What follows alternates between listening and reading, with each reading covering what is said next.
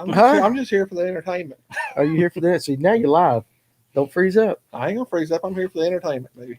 I was going to say I was here for the nuts, but we left them upstairs. Oh, man. I got to go get them. Mm-hmm. I'm not going to make it 2 hours or I'm something. not sure I want to be here. Y'all talking about nuts. Come on, man. Huh? There's Steve. They have those here too. They got Steve's nuts. All right. It's our favorite topic of conversation. Hello, guys. Everybody, wait. There you go. You guys are jumping in. Give it a second. Let everybody kind of get on in. All you have already said hello. Guys, we love you. Thank you. Appreciate you joining us, and we'll go ahead and get started. Guys, welcome to the Thursday night edition of the show at Fish North, Georgia. Got a great show for you tonight. We got a couple of local legendary sticks. Huh? Legendary sticks? I don't know about no legendary. Legendary sticks. You got legendary barbecue, though. I could probably run with some legendary. You can barbecue. So, yeah. So, we got a couple of great guests tonight. And Mr. Paul Conan is it Coonan or Conan? It's Coonan. Why don't you correct me? Because everybody gets it right. Okay. Would it matter with you? No, I mess it up. He's been around for a year, and I still mess it up. But it's Paul. I get Paul right. There you go. That's right. So Paul's sitting in. Blake, unfortunately, is under the weather. Should I say it that way? Would that be nice? The nice way to say it? Sure. All right. I'm not going to tell him what he really is. But Blake is out tonight, and so Paul has agreed to jump in, and we got some good stuff. What's up, Mac? All you guys. So anyway, I'm going to take care of some business real quick, and we're going to get to the talk, all right? Every episode right here at the Fish North Georgia Show is brought to you by State Farm, all right? The Cassidy Agency, and, of course, our friend Chase Epley. Telephone number 678-779-7269. Guys, from your home to your auto, even your mortgage. They're doing mortgages now. You know that State Farm's got a product for you, and Chase is the guy locally here that will set you up. Also, this is what I've been touting. I actually talked to Jesse about this earlier today. The personal article policy that they put out. All right, that's the one that can protect your rods and certain other pieces of equipment, and even things like your wedding rings, firearms, stuff like that. So give Chase a call again. What are you laughing at? Oh, you're killing me. Danny Hogshead asking how much to shave the beard. I don't know about that. Y'all give Chase a call at 678-779-7269, or you can email him at Chase. I love having this sign up there. Chase at CassidySF.com. Will Chase insure the beard? No, man. He ain't going to do just that. In case. He's not. He might insure your fingers or something, but not your beard. This is the brand right here. That's your brand? Maybe. Okay, we'll work on it. We'll see what we Personal can do. item. Blake is sick from eating those hog brains Tuesday night. No, Alan, he's not, because he didn't do it. He absolutely didn't do it. Blake chickened out, and I hope he's watching because he's a wuss. So there he goes like that. But again, listen, State Farm, they partner with us. We talk about all that's just the way it is, guys. Listen, Chase Epley is the man. I'm going to get a policy. When I get my policy done, I'm actually going to show you guys what I've insured and what it costs. So you cannot beat that. And if you want me to have Chase contact you, give me your number and I will have him. He loves doing that. So again, thank you to State Farm for all you do. $5K. $5K. I'm thinking about it. Every man has his price. $5K. That means you got to raise it. He's not going to give you $5K. He wants to raise $5K for fishing for warriors. That's the guy I'm on this. $2,500 for you and $2,500 for the warriors, and that way you can buy you a half new kayak. All right, hold on 1 second. Okay, so Raymond Woods got a comment right there. Can you pull that up right there, Josh, please? All right, hey guys, spread the word of an adult child bass tournament at Lake West Point, Yellow Jacket Boat Ramp, $55 with 2 big fish, 3-in-1 payback is 100%. What was that? Is that the Legacy series on the Fishers of Men? Is that the Legacy series on the Fishers of Men? I do not know, but Raymond, if you could please let us know. And you know what's pretty cool? Somebody down in West Point checking in tonight. So like that, I've been trying to get the West Point guys to give me a call to do some guide videos and stuff like that. West Point and Hartwell, man, them are tough lakes to crack, trying to get people in there. But guys, anyway, Raymond, this is a tournament my son wanted to host for his 12th birthday. Hey, all right, there you go. All right, so if you are in the West Point area, and it is, what's the date? Can I have the date, Raymond Wood, please, if you don't mind? Give me the date, and we will do that. If you have enough money, they'll insure whatever you want. That's right, Nathan. Hey, they will. This Saturday. Okay, so it's this Saturday. I'm sorry. This Saturday, February 20th. If you're in the West Point area, beautiful lake down there. I guess how would they get in touch with you, Raymond? That's the last thing I need for you before I move on, buddy, if you don't mind. Just how they can get in touch with you, unless you already said it. Did I miss it? No, I didn't see it. Okay, I'm not sure if I missed it or not. But anyway, guys, listen. We got a great show for you. You ready to do this? Come on, Rob. You ready? I'm ready if you're ready. You ready if I'm ready? All right. So I'm gonna a couple more things real quick. Georgia Mountain Food Bank. All right. First of all, I want to tell everybody thank you. People have come to the shop here, and we've already filled up the barrel, and we got stuff laying on the ground all around. All right. So that's 1 week. I do not want to stop this. I want to keep this going for however long. I don't want anybody around here to go hungry. So they supply smaller food banks in Union, Lumpkin, Hall County, Dawson County, Forsyth. I think that's it. Is that right? Did I nail that? So listen, that guys, I'm telling you, when you give, it feeds your soul. Giving does not have any prohibitions. It crosses color, it crosses sex, whatever. You can't put a limitation on giving. So if you have the chance and you come by the store, just bring some canned goods. We're going to keep this going. And I actually am going to set something up. Rebecca's really getting on to me, but there is a link that I'm going to set up to where you can give. And if I'm not mistaken, $1 will feed 5 families or 5 meals. $1 provides 5 meals. So we're definitely going to do this. So again, Georgia Mountain Food Bank. Thank you guys for doing that. And Rebecca, y'all come get all this food so I can start getting you some more like that. So real quick question. No, I did not donate pork brains. But like I said, so pig and jig, 10 pound. Is that right? If you want to fish West Point, the adult son or adult child, pig and jig, 10 pound at yahoo.com.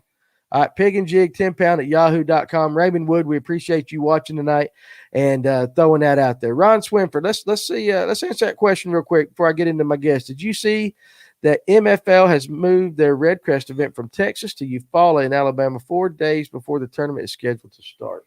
Yep. Yes, I did see that. All right, so there you go. So the guys here have seen that. We'll talk about that in just a second.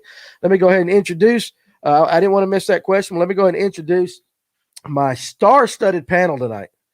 To my left, right here. I don't know about a man. Listen, a man right here that I have known for quite a while. Our kids went to school together. I think a lot of them. If you need a custom house built, the man can do it. Yeah, plug your company. Mountain Oak Quality Homes. Mountain Oak Quality Homes. Sure. All right, does a lot of high-end work. Big Canoe area. You'll do it anywhere though, right? You'll work. I mean, not anywhere. You're gonna stay up Dawson County, Lake Lanier, Lumpkin County, North Forsyth. Gotcha. Pretty much it. Gotcha. And the man makes some killer barbecue. You do make good barbecue. Right. He does make some bad barbecue. So I'm either fat or that camera every time he puts me up like that. No, it makes me look like I'm swelled up. Listen, no, it's the camera. I swear to you. Listen. You remember when we first started this? I was like, my gosh, I'm fat. No, it's the camera, man. You look good, but you are a little chunky. You know, I love you, but you're fat and happy. Dude. You're fat and happy. That's the way to be. So, again, but that right there makes me look a beast and happy. Hey, listen. Real quick question, Rob. Do you build metal houses? I do. There you go. He does build metal houses. Actually quoting one right now for somebody in Dahlonega. In Dahlonega. Mm-hmm. Okay, well there you go. I'm telling you, I've seen Rob's work. It is top notch. So definitely, and the man can fish. He's not here because he can build houses. He actually can fish. We talk a lot. I'm a co-angler. But you're a hell of a co-angler, whatever you want to be. So across from me is Mr. Paul Coonan. There you go with the tap. Anyway, Paul is, of course, everybody knows Paul if you're around here at Fish North Georgia group. He is always posting. He is one heck of a fisherman and a better guy. Once he gets up here, we got a job building a home in Big Canoe soon. So Justin Warren, yeah. Hey, Justin, how you doing tonight? So Butler will be talking to you in a few years about that. He wants a metal house. So I can do it. He can do it right there. So good deal. Paul, I'm going to tell about it. I didn't tell it last episode. Thank you to Paul because Paul is actually learning how to run the board behind the scenes so that when Josh has assignments with his real job, and he is out of town, Paul can run it and did a heck of a job the other night. So we appreciate that. So in addition to being a heck of a fisherman, and all that, you are a Renaissance man. You can do a little bit of everything, right? Jack of all trades, master of none. Can you spell Renaissance man? Renaissance man? Can you really do it? Because I can't. Give it a shot. Go for it. Let's see. It's RENNAISSANCE. Is it right, Rob? I don't know. I think he's right. I know. He might be right. It's in the ballpark. I couldn't even tell you he's wrong. I think he's right. All right, yeah. And across from me in the star chair tonight, you're in the star chair. Wow, did you know that? No. Jesse Millsaps. All right, you're from Jasper. I'm actually from Canton. You know, you live in Jasper. You live in Jasper. You're from Canton, yeah, but you live currently in Jasper. 23 years. 23 years. All right, close enough. So Jesse, now, if I get this wrong, this is the inaugural season, right? Correct. Of the National Professional Fishing League. Correct. And so you are one of how many boaters in that? They'll be up to 125. They 125 cut the field off at 125. 125. So this is a new professional league. How many events? There'll be 6 events, then a championship at the end. 6 events and championship at the end. And we will talk about that a little more because earlier today, a lot of you guys saw the post of this show was going to be about crayfish and jigs. All right, we'll still talk a little bit about this, but events of the day and how this has landed in my lap. We're going to do a little bit about that, but we're going to talk about some big lake fishing and some BFLs and this new league and stuff like that with these two guys because they're really good on a lot of different lakes. So we will get back. You've got some interest in. We talked a little bit earlier today about your ideas on jigs, right. And so we're going to talk about that, and we will circle back in a future episode about jigs and crayfish a little bit more in depth. But this is sometimes you got to change on the fly, and that's what we're going to do. Is that how it's called, Paul? Is that what we do?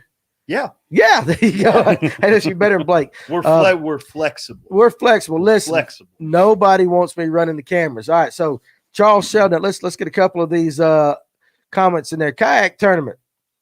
Them kayak guys, February 20 and 21, Georgia Kayak Fishing League at Lake Sinclair.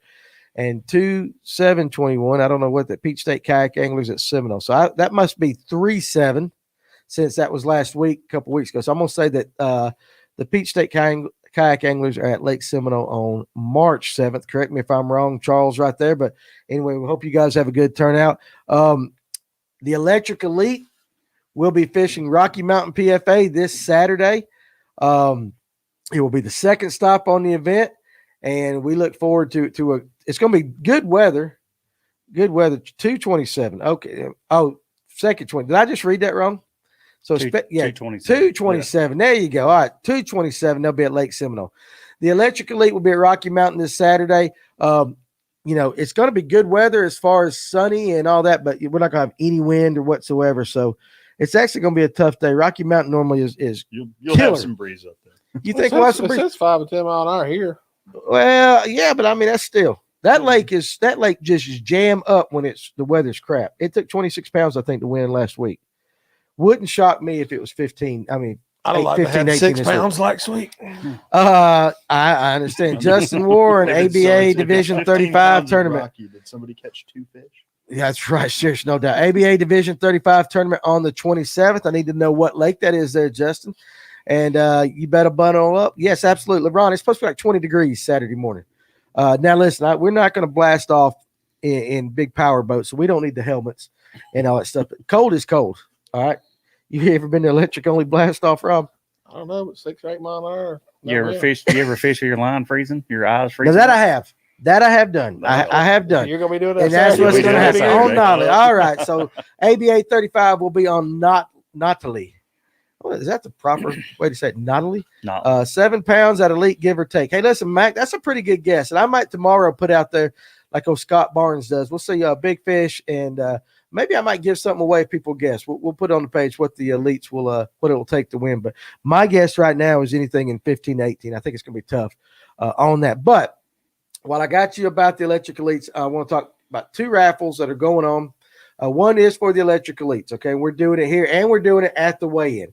And we will be doing this from here on out. So we got a lot of great sponsors on the Electric Elite. And what we're doing is we're taking the product sponsors.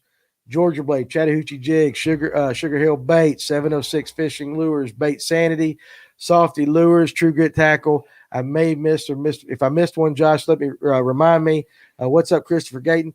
What we're going to do is we're going to have a raffle, and we're going to take those baits that they gave us, and we're going to split them up. They're going to be 4 winners this week.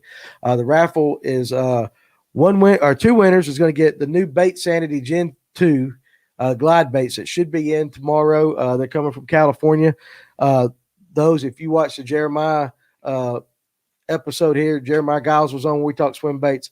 These are high-end swim baits. They're really good. So 2 winners will get that, and the other 2 winners will split up all the rest of the stuff from all the other sponsors. The total retail value is like $450 right in there. So 1 ticket is $5, 3 ticket is $10. All money goes back into our classic pot. And that's just what we're going to do. We're going to try to raise the stakes for places 2 through 5. Okay, 2 through 5. Yeah, it's been a long day. 2nd through 5th. Does that sound better than 2 through 5, Paul? Come on, you got to help me out. Yeah. Yeah. I love that. I'm doing fine, good. baby. There you go, baby. I'm not. Hey, listen, I like. let it Listen, roll. I just need you to your encouragement as we go. Hey, I need your encouragement. read Jeremiah's first thing. Jeremiah's first thing or that one? No, the second one. No, down. That one. Okay. Anything reaction. Spinner baits, chatter baits, crank baits, big swim baits. They get fussy. I go with a worm or jig. Now I'm assuming he's going to talk about this weekend. That's what he's saying. We should throw this weekend. Best conditions for largemouth possible is stained water, slightly windy, a little overcast, and maybe pre-funnel on a really warm day. Well, yeah, we ain't going to have that. All right. So listen, it's going to be 20-something degrees and sunny Saturday morning. So right there, Your Outdoor. Let's read a couple of these. Your Outdoor Adventures and I. Thanks, Fish North Georgia and Danny Pruitt / Josh McKay.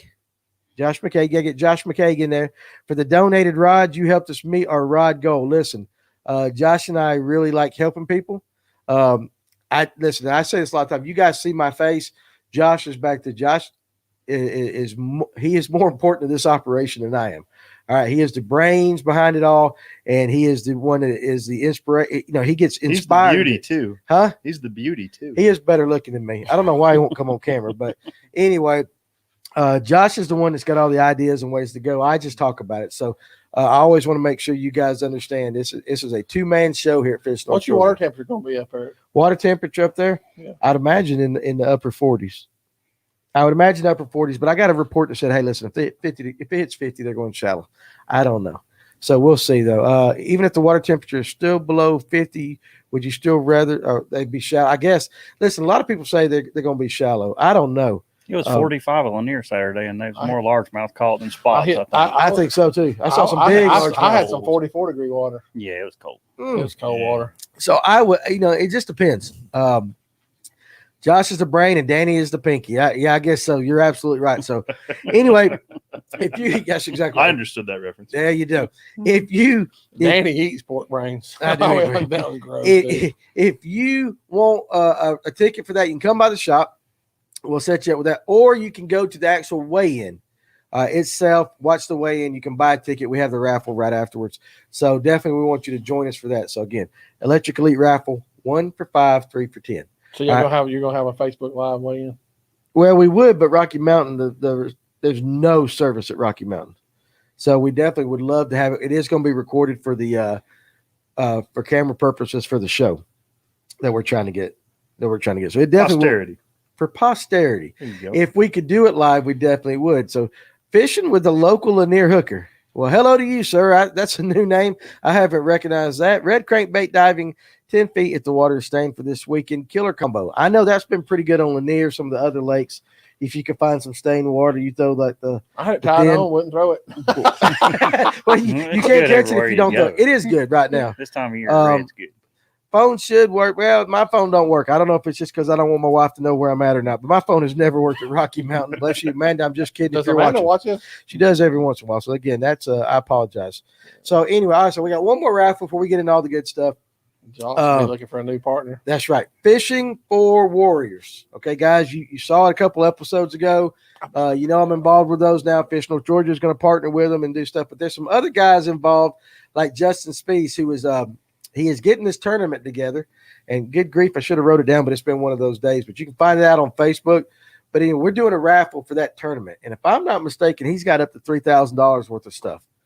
He has got. It is a pile. It is a pile of stuff, and it is rods from Hammonds. Yeah, right. Yeah, Hammonds got something. 1, 2, 3, count them. 4 guided fishing trips. Yep. I should pull it up right now. Keep Rod going. from Hammonds, 4 guided fishing trips. I think Sugar Hill Baits throwing in something maybe. They probably will. Yep. I know you guys are on board. I don't know what the commitment is, but I'm sure that's going to be a True Grit prize package. Keep on going, baby. I'm trying to get him to do the Sherry's Bait and Barbecue for the weigh-in. I want some barbecue, man. I love barbecue. I will be honest with you. The best tournament I've ever fished in my life was a missile bait free tournament about 3 years ago. Yeah. And it was the roughest day on Lanier I've ever been on. And I came in and they had this catered barbecue. and it was probably the best I've ever eaten in my life. Who was it?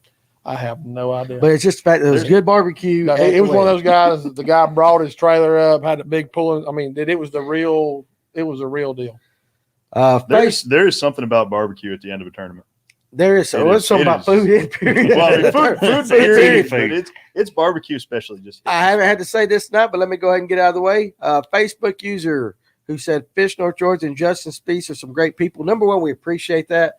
No, we're not great. We're surrounded by great people. But if you will go to StreamYard.com/Facebook and put your name in there, we can actually give your name a shout out. Nachos, I think that's what he's trying to say. I don't know what Nabos. No, it's Nabos. What is Nabos? It was a barbecue place at the weigh-in this past weekend, and it wasn't bad. I mean, it wasn't bad, and it could have well been him over at the Missile Bay a couple years ago, but I don't think it was. This was it was like a catered deal. It was good. Yeah, so we had all kind of sides. It was free. Missile Bait's paid for. We're just gonna talk about food all night. I'm hungry now. So. y'all brought up barbecue about 20 times. I would be remiss. I can't believe I forgot this. Stealth rod holders also part of that prize package. My good friends at Stealth. Mm-hmm. I mean, it's going to be something. It's good. It's going to be something, guys. It's a boatload. I mean, it's a very impressive list. It's a kayak tournament, though, right? It's kayak tournament. We have a live event on the 20th, right? And then it's also an online event same day, available on TourneyX. I think that's nationwide. Oh, really? It's that big? Yeah. There you go. So I mean, awesome. I don't know how much reach we've got on that. We can Ryan battles. There you go, buddy. Happening. So where's this at? It's going to be on Lanier. On Lanier. It's on Lanier. Find you a plastic boat and come fish it. A plastic boat. Get you a plastic boat. Would like give us some demos. I don't know. I ain't listening. It don't hurt to ask. Don't demo for the day. Demo day. He ain't gonna give me for a day. Hey, maybe that's what you need. A Hobie demo day. A Hobie demo. Look at there, Jamie. We're trying to put you right in there. There you go. So it don't hurt to ask. Get out there. It never hurts to ask. I find that if I ask for something, I generally get it as long as you just ask. You just gotta tell people. Yeah. But I used to raise stuff for my kids' sports, man. I could raise as much money as I needed. You could sell fruit and wrapping paper and he does. He does. Some candy bars. I will say that I was the originator of raffling guns off. I promise you, I had never seen a gun raffled off for a youth. That's right, Eric. And I showed up with one, and we made more money than we knew what to do with. We need a gun here. We'll do that. So bass tourney coming out of Little Hall. That same day, Fallen Outdoors. Okay, so listen, there's a good stuff going on Lanier. Again, now this is back to the raffle. Let's see what Merritt McClure, Jesse. It's actually Clayton Community representing ? I used to coach American basketball. Wish you the best this season, brother. Merrick, you're making me feel old. I got your comment. You coached Merrick. I did. All right, listen. He played basketball. Was he any good? Be honest. Was he any good? Come on. That's been so long ago. I don't remember. He can fish. I'm not going to give him I just want to know if it was any good. Come on. You can tell this. Listen. Everything's open on this show. You can say it. But anyway, Merrick, appreciate you tuning in tonight, guys. That's how I met Jesse. Him coaching. He coached my son in baseball. He's gone. Yeah. Well, there you go.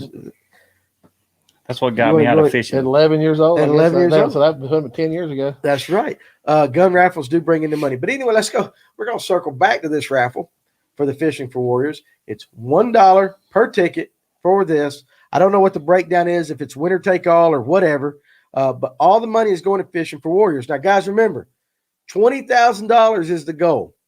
If we can and we're not going to do it this week. We're going to do it long term. Maybe there's somebody out there that really needs a good tax. So right up on your taxes. We'll figure it out. They got their 501c or whatever them numbers are. They got it done. So it's ready. They can do this. We raised $20,000. Number one, we're going to shave another mullet off. I'm just so sick of these mullets, but we're going to shave another mullet off. And again, I'm going to tattoo. I'm not personally going to tattoo, but Justin is going to get a Justin Aaron Brooks right there. I'll throw in a John Boat trailer for the winner. There you go. Hey, there you go. I am going to get my company's logo tattooed on his backside. So you don't get a tattoo of Fish North Georgia on your butt, Rob? No, I ain't got it against tattoos. I just don't have any. I don't think the needles would do what I wouldn't. Okay, I was just kidding. Would you get? Why not? How about you, Paul? I have no for charity, for the right thing, for the right price. Yeah, for the right price. Would you maybe a henna tattoo, but not a permanent. What are you like? You like an 18-year-old girl at Panama City? I mean, I want to hit a tattoo. Maybe a little. I want to hit it. I want to hit a tattoo. At least something that's gonna go away. Well, as we age, it'll just fade out and droop down a little bit. I lost some weight, just wrinkle back up. Wrinkle back up. All right. So, Danny, can you please shout out the Georgia? Listen. Do you know the acronym? Go ahead. Do the acronym because, man, I got you. Paul's got it Fish right North here. Georgia would love to shout out the GAKFL, that's Georgia Kayak Fishing League season opener this Saturday on Lake Sinclair, featuring me. Oh, Lord. And probably 20-something other guys that are way better fishermen. There you go. We're going to go down and we're going to have a blast. And if you want to see what it's about, check us out on Facebook, Georgia Kayak Fishing League group. That's right. You think, Paul, you're so good at this. I don't know why he is. I don't even know why I'm here. I don't even know why. We'll just do you show, and I'll sit back there and just enjoy it all. Fishing with the local Lanier Hooker. I absolutely love that name. So is that at Pelican Pete's or Hideaway or one of the other ones? What does that mean? You fishing with the local Lanier Hooker. Well, where's that happening? I don't know. Is that Margaritaville on the I don't know, or? but once 20,000 is reached, you need to be forced to fish, forced with a plopper also. Listen, I ain't fishing with a dang whopper plopper. Missing out. No, I ain't missing nothing. Now I have a question about the fundraiser for Fishing for Warriors. Do we know where we're at on that so far? As far as money-wise? Yeah. I do not know. We will find out tomorrow. How about that? I'll get in touch with the gentleman tomorrow. I know that they knew how much money was there one day, starting when we were on the show, and they're just going to go from there. So we're going to take care of them guys. We're going to raise enough money to fund them this year and next year, and then I'm just going to keep working on it. So we'll stay at that because this is I'm going to try to get them involved with Black Rifle Coffee Company and some national stuff like that. Listen, I will fish. I tell you what, you guys raise $20,000. Not only will we do all this stuff, I will fish an entire tournament day with a stupid whopper plopper, finish dead last, but I will do nothing but throw that bait all day long. What about a Berkeley Choppo? Let's change that to a Choppo. Yeah, the Berkeley Choppo is the same thing, but it's much better. A little bit fine. Look at that. They want me to get a whopper plopper tattoo. Huh? I tell you what. Listen, I tell you what, guys. I want to go in on the flipping docks in a kayak. I would love to see that take place. I'm curious, how does that work? Well, he's a kayak guy, so stand up and flip the dock. So you can actually stand in. Oh yeah. So you're standing. Oh yeah. Those guys. Those guys like 6,000. I mean, the ones like Jamie got those 360 Kobe's. Oh yeah. Well, like, I mean, about PA 360s. I mean, that's a serious fishing machine. But when I saw a boat, I saw the big tournament, and they were like standing. Oh yeah. Well, I mean, you got to figure that boat is probably 12 feet long and probably about 4 feet wide at the middle. It is, yeah. I mean, they're very. I mean, them guys stand up. Yeah, no, you jump. Hobie's got some model where two grown men can stand up and fish out of it at the same time. It's a boat. It's a boat. So anyway, I tell you what, if you guys help us raise $20,000, not only will I'll get a whopper plopper tattooed on my backside. I mean, I just want whatever we got to do to get the Fishing for Warriors guys funded. That's all I care about. I mean, we'll do whatever, eat whatever. Rob Young said he would eat pork brains. No, I did. Yes, not. you will. No. We will do whatever. So again, I want to be here for that. Let's answer this question. Go up to Ryan Battle. Speaking of flipping, have I missed the crawfish jig talk? Not yet. Not yet. We're going to talk about it a little bit, but again, like I mentioned earlier, these two guests kind of fell in my lap a little bit. So, good Lord, Danny, listen, I'm going to do anything for money to help people. So we're going to talk about it a little bit, but it's not going to be the emphasis of the entire show now because we're going to change, talk a little more on the professional BFL level, some of the big lake stuff like that. So we're getting ready to get to that. But let's go ahead real quick and let's talk a little bit about jig fishing because you and I had an interesting conversation earlier today. Correct. All right. So what is your take on jig fishing from your perception, what you're trying to accomplish? Because it's a little bit different than everybody else. Well, it all depends on water conditions. I mean, you're looking at clear water, dirty water, stained water. I mean, my philosophy is keep it simple. I mean, right. In muddy water, we're going to throw something dark. Right. Throw something with some big chunks on the back to kind of free the fall and keep it where the fish can kind of react to it a little better. We don't want it skinning by a dock post where they don't have a chance where it goes by to get it. So you like a little girth through it, right? A little girth in muddy water, little girth, little thicker. Just dark colors. You go lighter weight to help with that. Yes, that is. I mean, yes. If you're fishing, especially docks. I mean, I personally think a lot of fish suspend around the dock, especially at the muddy water lakes, Sinclair, Oconee. I think, they're suspending by those wooden posts. So, if you're throwing a 1/2 ounce jig, it's going to the bottom pretty quick in 5 foot of water. Right. So if you're throwing a 1/4 or 3/16, I mean, it's falling at a slower rate, which allows the fish to react to it a little more. That's awesome. Listen, Justin Speaks. Yeah, listen. I would prefer to get on my right arm the Fishing for Warriors tattoo. I'd like to get their logo tattooed. I'd much rather do that than put a whopper plopper on my butt. I think it would mean more. But I will ink up. How about this? If we raise 20 grand, I'll ink up. How about that? Would that work? All right. Full sleeve. Well, I ain't going full sleeve, but I could. I ain't going to go get no corporate job no time soon. I'm just not getting no teardrops under my eyes. Nothing like that. It ain't going to happen. All right. So, but one of the interesting things, though, that you said earlier is we were talking about colors. Mm-hmm. And you were saying a lot of people, all these colors, all this, and you was like, just keep it bland almost, kind of keep it simple and let the trailer kind of do the.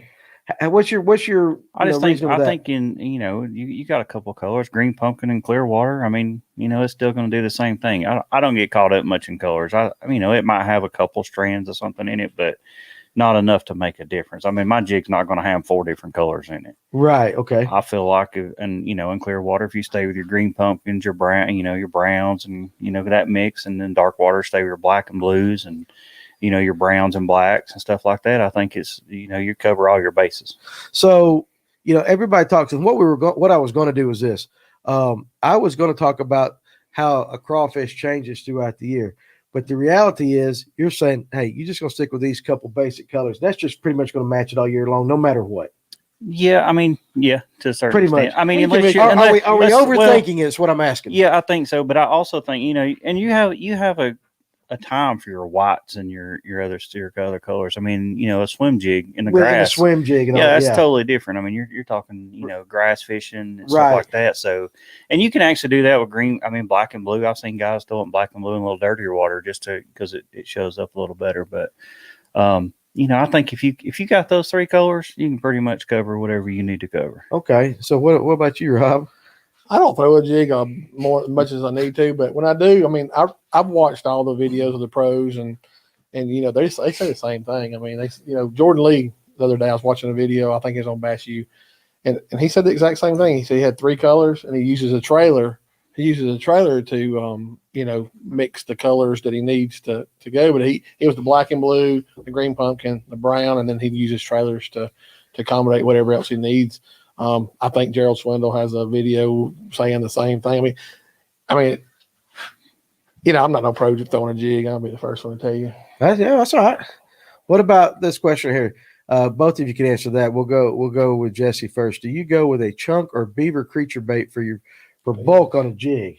What kind of trailer do you use? So I use several different trailers. I do use some beaver stop trailers, especially in the colder water. I think the smaller bait profile they like a little better.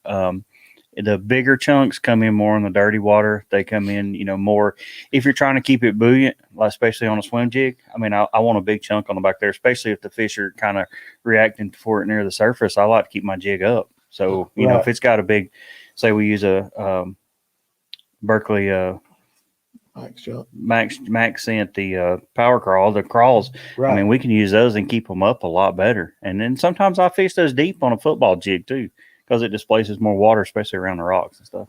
I like how everybody, I'm going to get to Paul. Paul, I want you to answer that question too, because I know you throw a jig a lot. But I like how everybody in the comments, we're kind of reading the comments, and unfortunately, you that listen to this later on iTunes and Spotify, you don't get to see the comments here as we're interacting with everybody as we go. It's interesting. Everybody's got the same take on this, and some people they want a bland color jig skirt with a bright color. I mean, they want that contrast and stuff. Mm-hmm. But pretty much, I'm thinking what you're saying is you can keep it pretty relatively close. You're looking for more of that basic. Right. You can keep your chunks the same. I mean, I very rarely change chunks very similar. You keep your trailer very similar. Yeah, I think you kind of. Honestly, you can look at my box. I got 3 different color chunks. I got a black and blue. Yep. I got an orange with a little bit of green in it, and then I got a green with a little bit of blue in it. And that's it. That's it. What about you? Got the same about the same thing. What about you? Because you're coming from a little bit different world, and that's okay if you're different. It's a lot the same. Is it a lot the same? It's a lot. Okay, the same. so I know you're talking about jigs, but what about matching the crawl colors on a lipless crankbait? So I mean that's pretty much similar too. Well, we can talk about that too, because now I do dye that. Sometimes of the year I dye the tips of my jigs. I mean, sometimes I dye them chartreuse, especially in the clear water. Right. The fishing flappers, I do. at least. The flappers, the Right. ends, the end, the pinchers, and then sometimes I'll dye. In the early months, I have seen guys dye them red. They did. Tips red this time of year just because of the cold water and the red colors coming out. That's right. Yeah, Shane Crystal Person. Yes, Kinley came for a visit today. That's my great niece. At one point today, we had kids running all over this place and all that. So yes, my favorite came to see me today and made my day. So that was awesome. Anybody throwing streamer flies rig Texas style? I don't know about these guys here. No. Let me ask you this. Be careful with that, Phil. That got mentioned on Tuesday, and there was a reaction. Was there a reaction? Did I miss it? Was it in the comments? No. It was between Blake and Farmer. Oh, okay. So I totally missed that. So anyway, what about you though? Seriously, what's your main 3 jig colors right now? I like a pretty jig, and I think that's a mental thing because you fish more confidently when you like what you're looking at. But lately I've gone to more monochrome. Like I know you were busting on these, but I like the sand, a basic green pumpkin, and a black and blue. Well, that sand's just a light brown. Yeah. I mean that's a light brown. I mean, Yeah, you said it's light brown, but you didn't like it. This is more. I mean, this is clear water.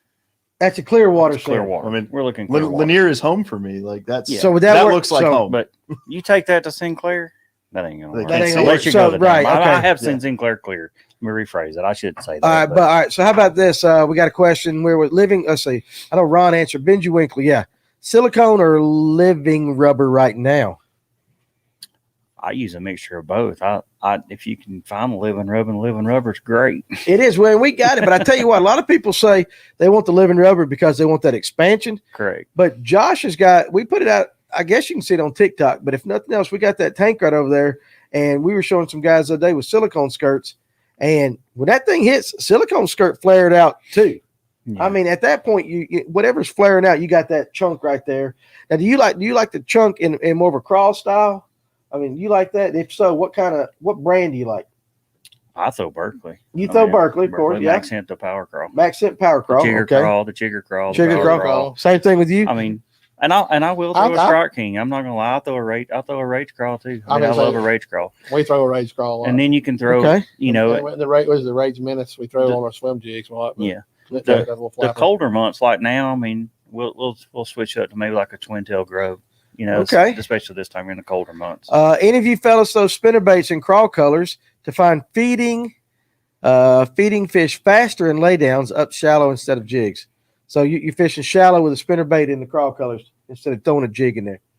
Are you searching with your spinnerbaits? Do you do anything like that? I keep my spinnerbait simple. Also, I got white and chartreuse. He did say that. Yeah, he did say that. The blade, the blade is what's going to make that difference. Yes. I mean, because in your, at this time of year when it's cold, I went over it Danny this morning. I mean, you want that big thumper blade in dirty water to keep it close to the bottom. Right.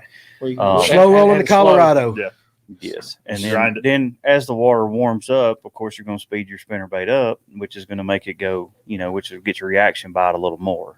Am I saying you can't get bit on a big blade, this time of year? No, I mean you can catch them at all times of year on that, but it's not now. But let's just say, and Rob, I'll start with you, and then we'll go to Paul. If you go up to a blowdown right now on Lanier, you're pulling up on a blowdown, and you got a jig and you got a spinnerbait.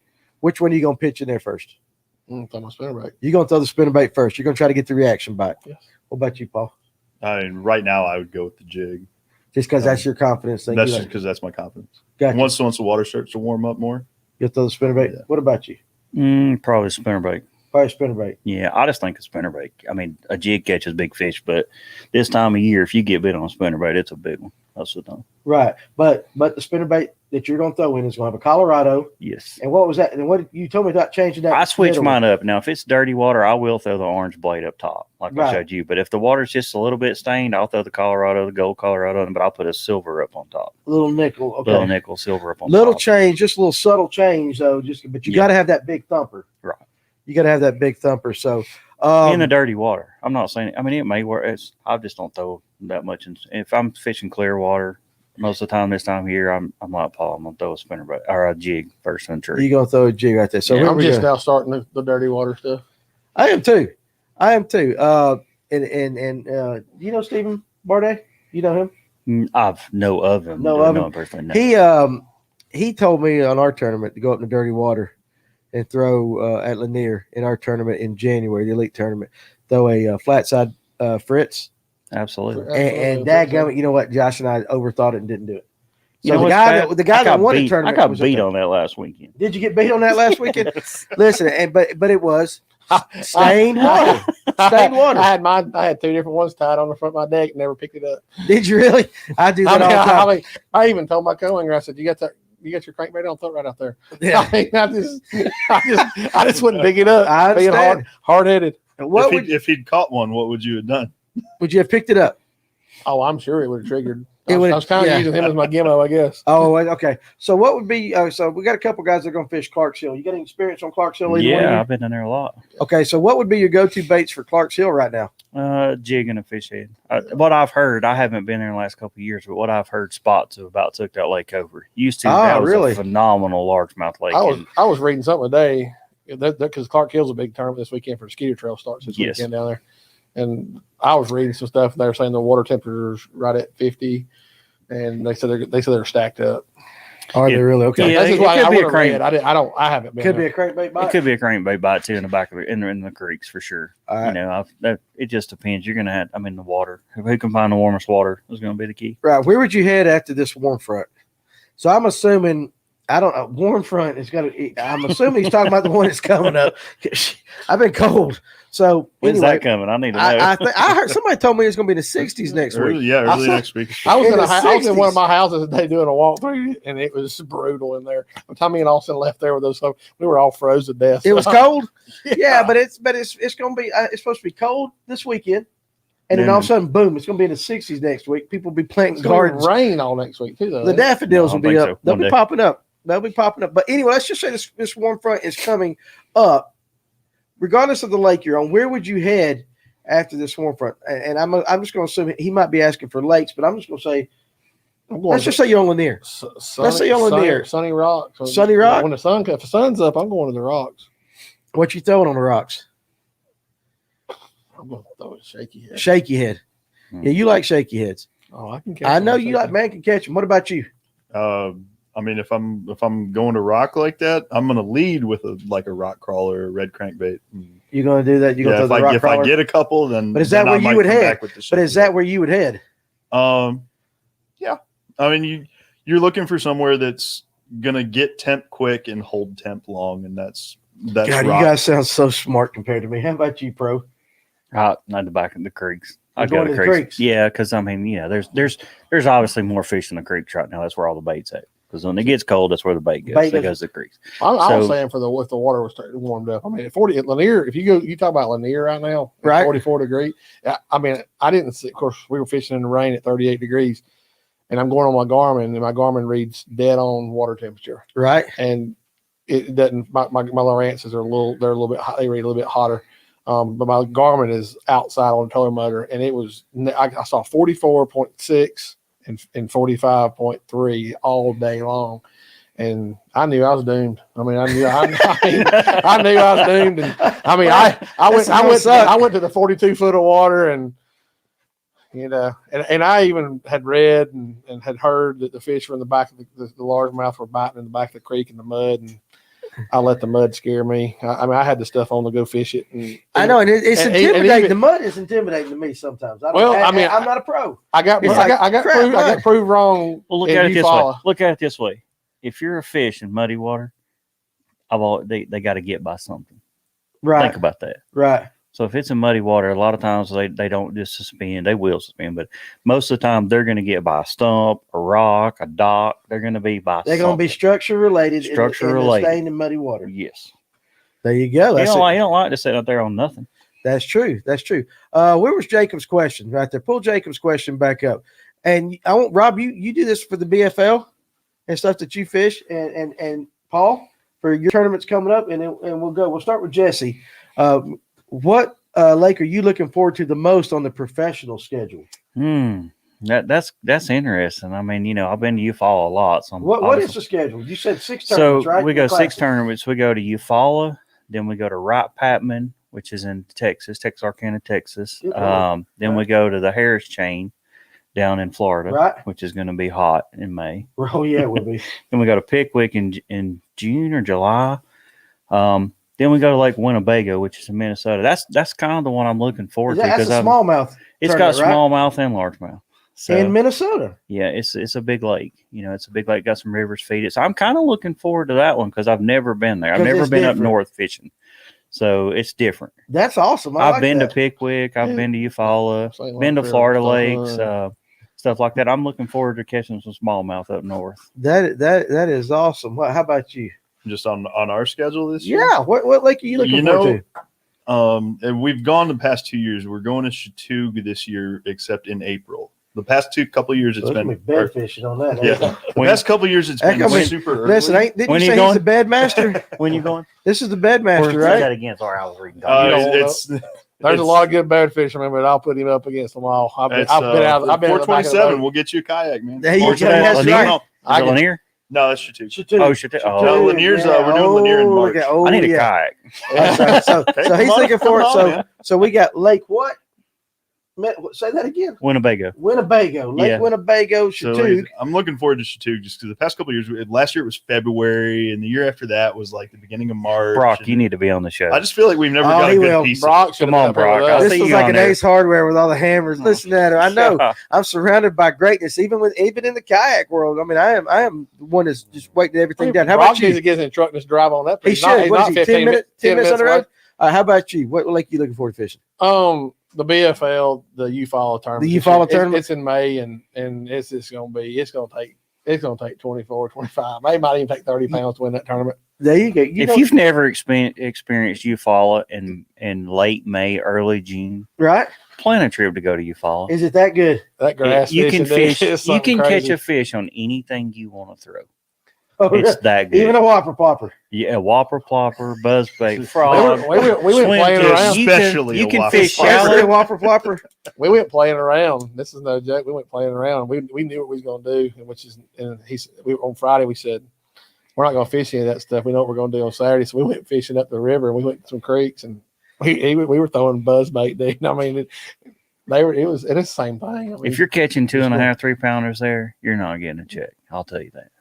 Gotcha. I fished the Toyota series there, and it was in late. Was it May and June? Maybe early June. Uh-huh. And I think 27 something late at the first day. Wow. It's insane. It's a phenomenal fisher. How about this question right there? We're gonna let's see. We're gonna ask a few more questions from and you guys are throwing out great questions tonight. This is great because I don't even have to do anything. Daryl Strayhorn and Danny Tinsley are They're tough to beat on there. They're hammers when They're it comes tough to beat bedtime. on there. Oh Daryl. So I need Danny to Daryl to give me some tips. he can on that. find them. What would be your go-to baits for Lanier in mid to late May? We'll start with you, Jesse. The mid to late May. Mm-hmm.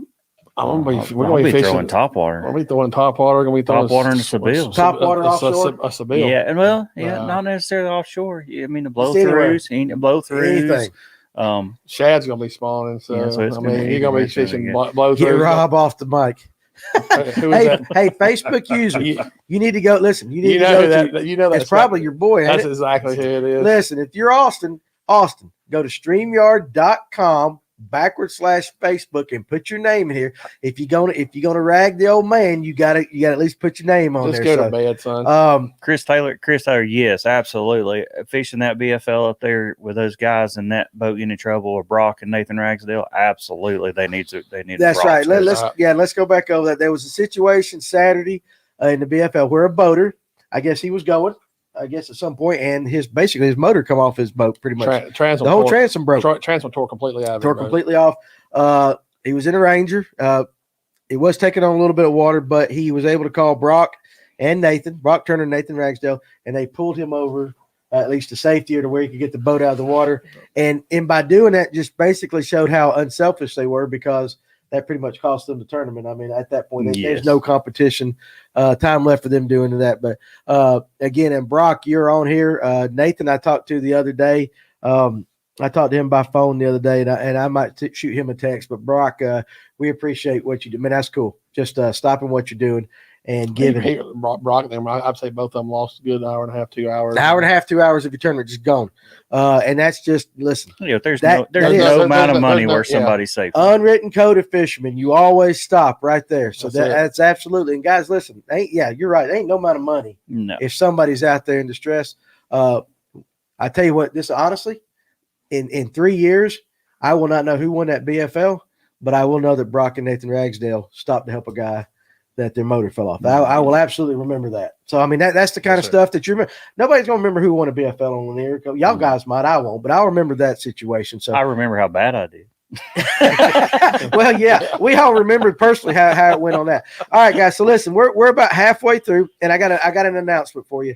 All you guys have been asking about hats, and I'm going to tell you tonight. Rob Young, whose wife does all the work, She does everything. AYA Designs, and guys, they do great work. If you're looking for stuff, embroidery, what all you guys can do anything, right? Pretty much anything. And she does screen printing, you know, and any kind of embroidery work. All the embroidery work is done in house, Right. and of course she does a lot of school work for the soccer teams, And stuff like that. Yes.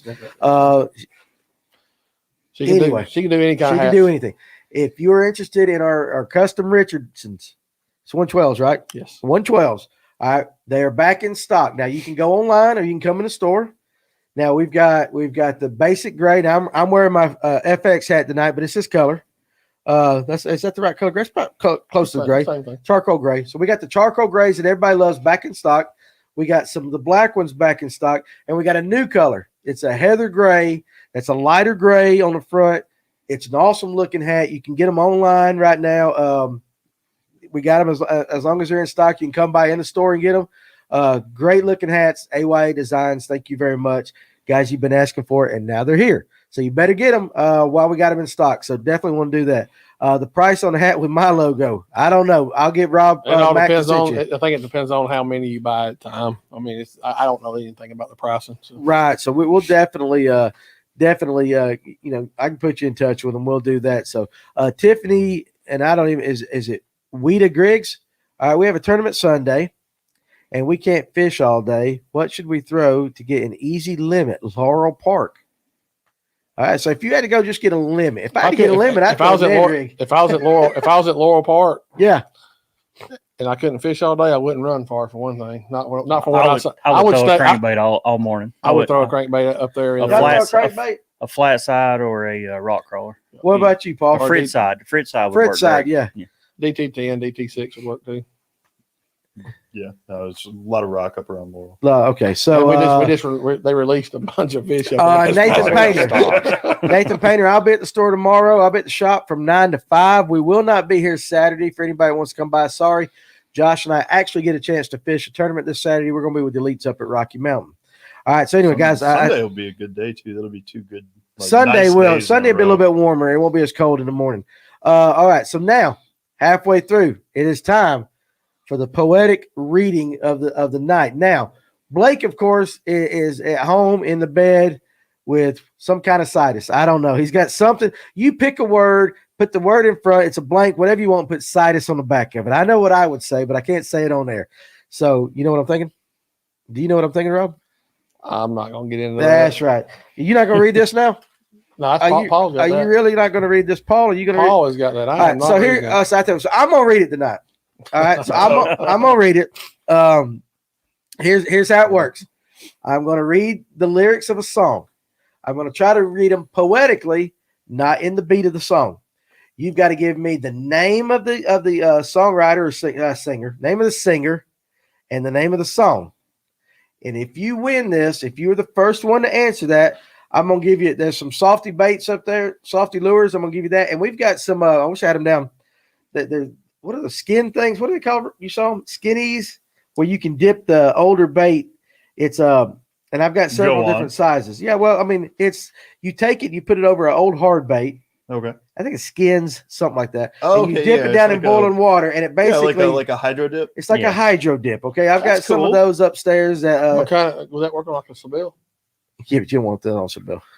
I don't think these colors would match your Chabelle. Also, do they not have good colors? They're good colors, but I don't know. I know what you want to throw in a Chabelle, and I don't got it. They're a little odd. I seen them earlier. They're a little odd. Though. Listen, I'm giving them away. What do you think?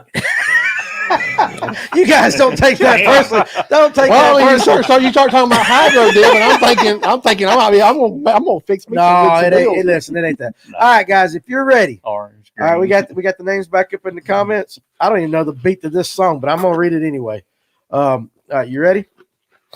Rob, I really wished you'd read this because it would be so much better. if There you is read this. no way you don't have enough money or shit up there for me to read that.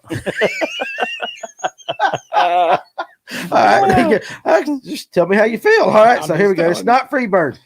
All right, it's Freebird. Somebody always guesses Good guess. Freebird. Good guess. I mean, you can't go wrong with throwing Freebird out there.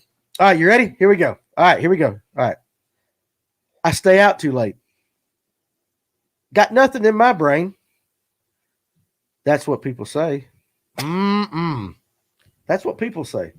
I go on too many dates, but I can't make them stay. At least that's what people say. That's what people say.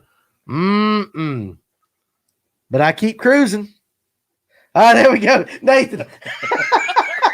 Shake it off, Taylor Swift. All right, come on, Rob. I want you to read this rest. Read it like you. I am not Huh? reading that. I was going to make Blake do it in a foreign language, and he didn't show up. I was going to make Blake sing Brad Paisley in a foreign language. Yes. Now, listen, here's the bad thing, guys. All right, listen. The fact that you guys know it's Taylor Swift really bothers me a little bit. It bothers me bad. It bothers me a She's little terrible. bit. Listen, they just laid it out. My fiance won that for me. Okay. All right. But I'm telling you right now, there's about 15 guys right there that said it. And I know they ain't got no woman sitting right beside them. Go ahead and get up and dance to it, Danny. Now, listen, kid, I gotta really gotta use the bathroom right now. I ain't gonna be able to do it. Yeah, Taylor Swift, shake it off. So, hey, Nathan, I will send you some stuff. What was the tie? So Chris Taylor is fussing. Do we have a situation there? He's saying YouTube is faster than Facebook, which I know for a fact it is. YouTube is faster than Facebook. Hey, listen, watch on YouTube. We do this every single episode. I can't help it, guys. I just can't help it. According to my comments right there, Buddha won. So there we go. Almost. Listen, I'm bothered that you guys picked up. I was going to do Beyonce, but I figured that would be too easy. He does win every week. But anyway, Tiffany might have got it right off, Chris. I'm sorry. It's just as it comes on our screen, you just got to be faster if you go on Facebook. That's just the reason. So, all right. Anyway, so I will send Nathan some prizes. I also want to take time right here while we're in a little bit of a break, talk to you about Mad Shark Charters, Captain David Hust. Telephone number is 912-223-1066. Guys, shark fishing, anything inshore, offshore. They do a little bit of everything like that. They go to Brunswick, and it's pretty cool. Trout, redfish, flounder, whiting, tarpon, sheep's head, catfish. Catfish, I mean, you like that? You ever caught them catfish off the shore right there? I didn't know that there was really anything you did with ocean catfish besides make chum out of them. They just catch them, so I guess no more. They also do eco trips. It might be the bait for their shark trips. It might be. That could be. They do. Dolphin, alligator, birding, and sightseeing tours. If you're into all that stuff, if you're one of those that like to, if you like to look at things, they do those things too. If you like to catch things, they do those things too. So again, Mad Shark Charters, Captain David Hust and Captain Adam Hust are brothers. Here's the two telephone numbers, 912-223-1066 or 912-580-1234. And here's a pretty cool thing. And I haven't read this when I've talked about them. U.S. Army retired and a U.S. Army veteran. So again, we're kind of partnering with Fishing for Warriors, stuff like that. We've got some retired vets that are running the business. Tell them Fish North Georgia sent you. Just give them a call and just ask about what's going to come up through the spring and summer and see if they will work out a trip for you. I bet that's pretty fun coming out of Brunswick. Yeah, don't catch much with Taylor Swift lure, though. Taylor Swift lure? Is Taylor Swift a lure? She has a lure. I made a mistake of telling my kids when the first Taylor Swift album come out that she won't have no staying power. Like she ain't gonna last, just like those One Direction boys like that. Taylor Swift won't be around, and they remind me of that every single time they start singing one of her songs. So It's me, Phil. I'm some people. You like Taylor Swift? You think she's I hot? mean, she cute. She's cute, but she's kind of skinny. She's She's kind of skinny. She ticks the boxes for me. Younger She checks than me, the boxes for you. younger than me, Listen, blonder than me. look at that. Who is I'm she? in. Steve Pinkston. Steve, we don't want you to know who she is. All right. So we'll just keep her away from you like that. Who thought Taylor Swift's lyrics were a good idea? Are y'all from Buckhead? Listen, Tony Smith, listen. I was trying to find something that I didn't think the guys would know so fast. So I figured if I went with Taylor Swift and I said something like that, they wouldn't answer it so fast. But apparently we got a lot of anglers from Buckhead or whatever like that because they were dead on it real quick. But it would have been better if Blake was here with his little country twang trying to say it. So anyway, so could yeah, he even say Could you see Blake going But anyway, sorry about that, Tony. I really did. I picked it just because I thought it was be fast. I really was going to have him sing it in a foreign language. So I had Brad Paisley, "I'm Gonna Love Her," that Fish song. Yeah. I had it in Spanish. I was up there wow. trying to learn it. I mean, it was messed up. And I'm like, I couldn't do it. I know Blake couldn't do it. He wouldn't be able to read that stuff like that. So anyway, all right, let's get back into the talk. All right, before we run everybody off. But anyway, Nathan, I'll send you something out. I know your address by heart, buddy, but I appreciate you. Appreciate you. And again, hats are back on. And Mad Shark Charters. Don't forget both of those. I got a question for you that was I saw before we get in more into the fishing stuff about. Do you understand about crayfish and when they turn soft? I saw something about what is a soft crawl. Do either one of y'all know what I'm talking about? I guess it's when they molt. It's when they molt. It becomes a soft crawl. They lose their. Okay, Yeah. so what is it about that that's important for a fisherman? Does anybody know? It was just a question that was put.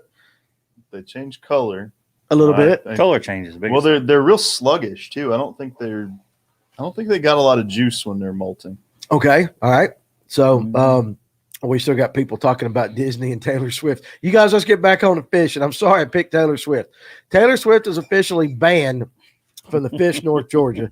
Do that. So Cameron McBride, I think it's immediately after they molt, they're easier for the fish to eat. I would say that if they're soft, I mean, Yeah. but I wonder if the fish You said it naturally, happens in instinctively a full know. moon in March. So Well, Philip would know. I there you mean, go. he's pretty smart with that stuff like that. What about you, Rob? You got anything on that?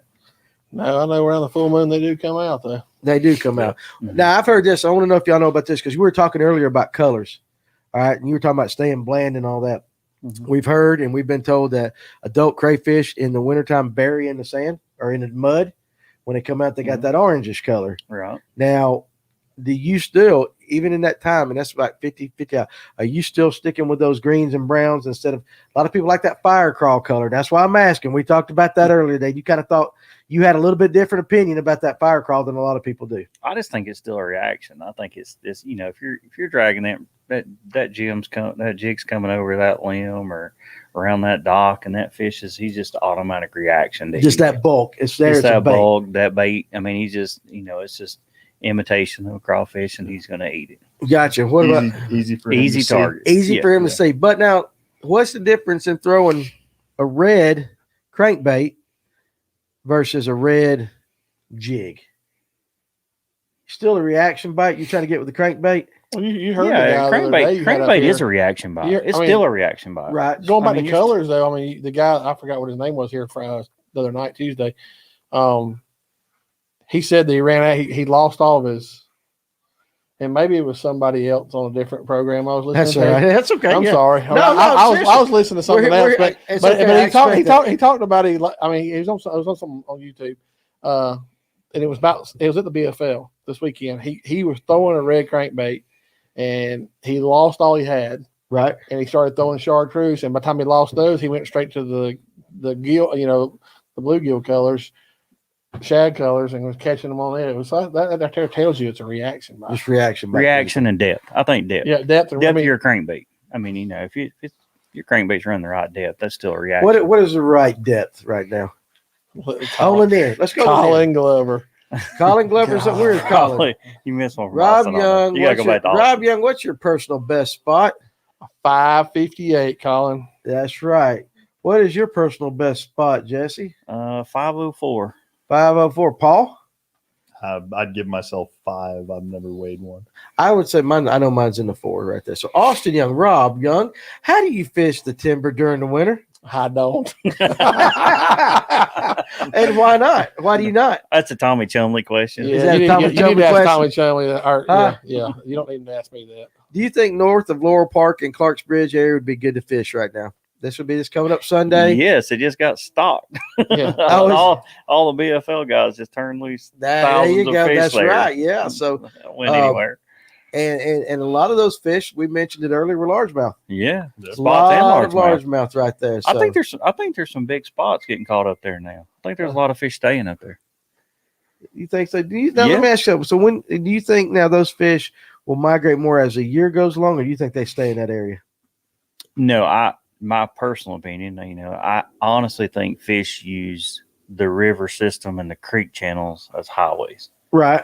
So I think some of your bigger spots, I think they know, there's more bait south there, more herring eaters, and that herring thrives on the south end of Lake Lanier.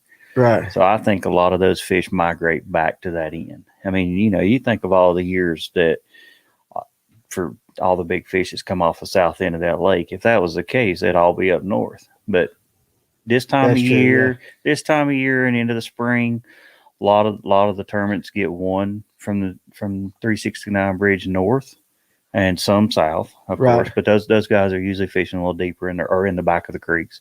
But as the year progresses, the main lake comes in. Okay. Yeah. There you go. Let's see. Now, do you think that they move kind of similarly to the striper? They follow that temp and oxygen. I think down lake. I think they follow the bait.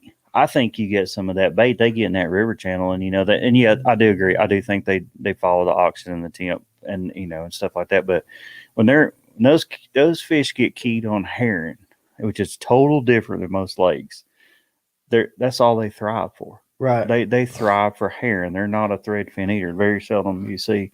I've seen one year I was fishing Hartwell, and it was spawning. Fish were spawning, and I pulled in the pocket early one morning, and there was like 2 fish on bed. Right. Very few largemouth. Looked all day, circled back to that same pocket that afternoon, and there was probably 15 fish on bed. And the BFL was the next day. I was like, man, I got a shot to win this thing out of one pocket if I can get to it. And run down to the first pocket, run down to that pocket, got down there, and there was 1 fish left in that pocket. So I got talking about some of the guys. We got talking about it, and I think now on some of these herring lakes, these fish are so herring driven, they're actually going up, dropping their eggs and leaving that quick. Not even sitting there long Not enough. even sitting there. And over the years that takes a toll on them. And on especially the up and coming fish. We got to talk. I mean, a lot of us got to talking about that. And I think, a herring lake's totally different. It's just, you got to fish it interesting. different. I hadn't heard that. Yeah. I've never heard anybody say anything like that, but that makes sense. What happened to Tommy Chumley this weekend? LOL. What did he do? I don't know. I Tommy. think his co-angler got too cold. Okay, so listen, this cost, is perfect. It cost Tommy. Tommy was on a good bag and had 4 fish already. Yeah. And had to come back. Yeah, now I want you to tell everybody, because this is a perfect time for me to take a bathroom break. Yeah. You got to go, Rob. No, I'm not going with you, Danny. No, I am I want not. to go to the women's room with me. No, We ain't that close. I've known you a long time. Come you on. ain't known me that long. You'll never know me that There long. you go. All right, so listen, tell everybody the situation, but I want you to not only tell it, but talk to people who are considering co-angling, because it cost him. Yes. All right, so it cost him. So take a little bit. This is a So- perfect time for me to take a break. So as a co-angler coming into these tournaments, Tommy drawed out with a guy that really wasn't prepared. The water, obviously it was cold and raining, and a lot of guys wasn't prepared. But Tommy had to bring his guy back from fishing maybe an hour from the south end, and had to come back, and they couldn't put another co-angler in the boat with him, so he was done for the day. So it cost Tommy. Tommy was on a good bag of fish, and had a shot to win. So if any of you guys are fishing co-anglers, make sure you're prepared for all weather conditions before you sign up. Not many tournaments do we fish and it's 30 degrees and raining, but just if you are, don't just know that it could cost, not only you're losing your money, but you're costing your boater money. So think about those things before you guys sign up.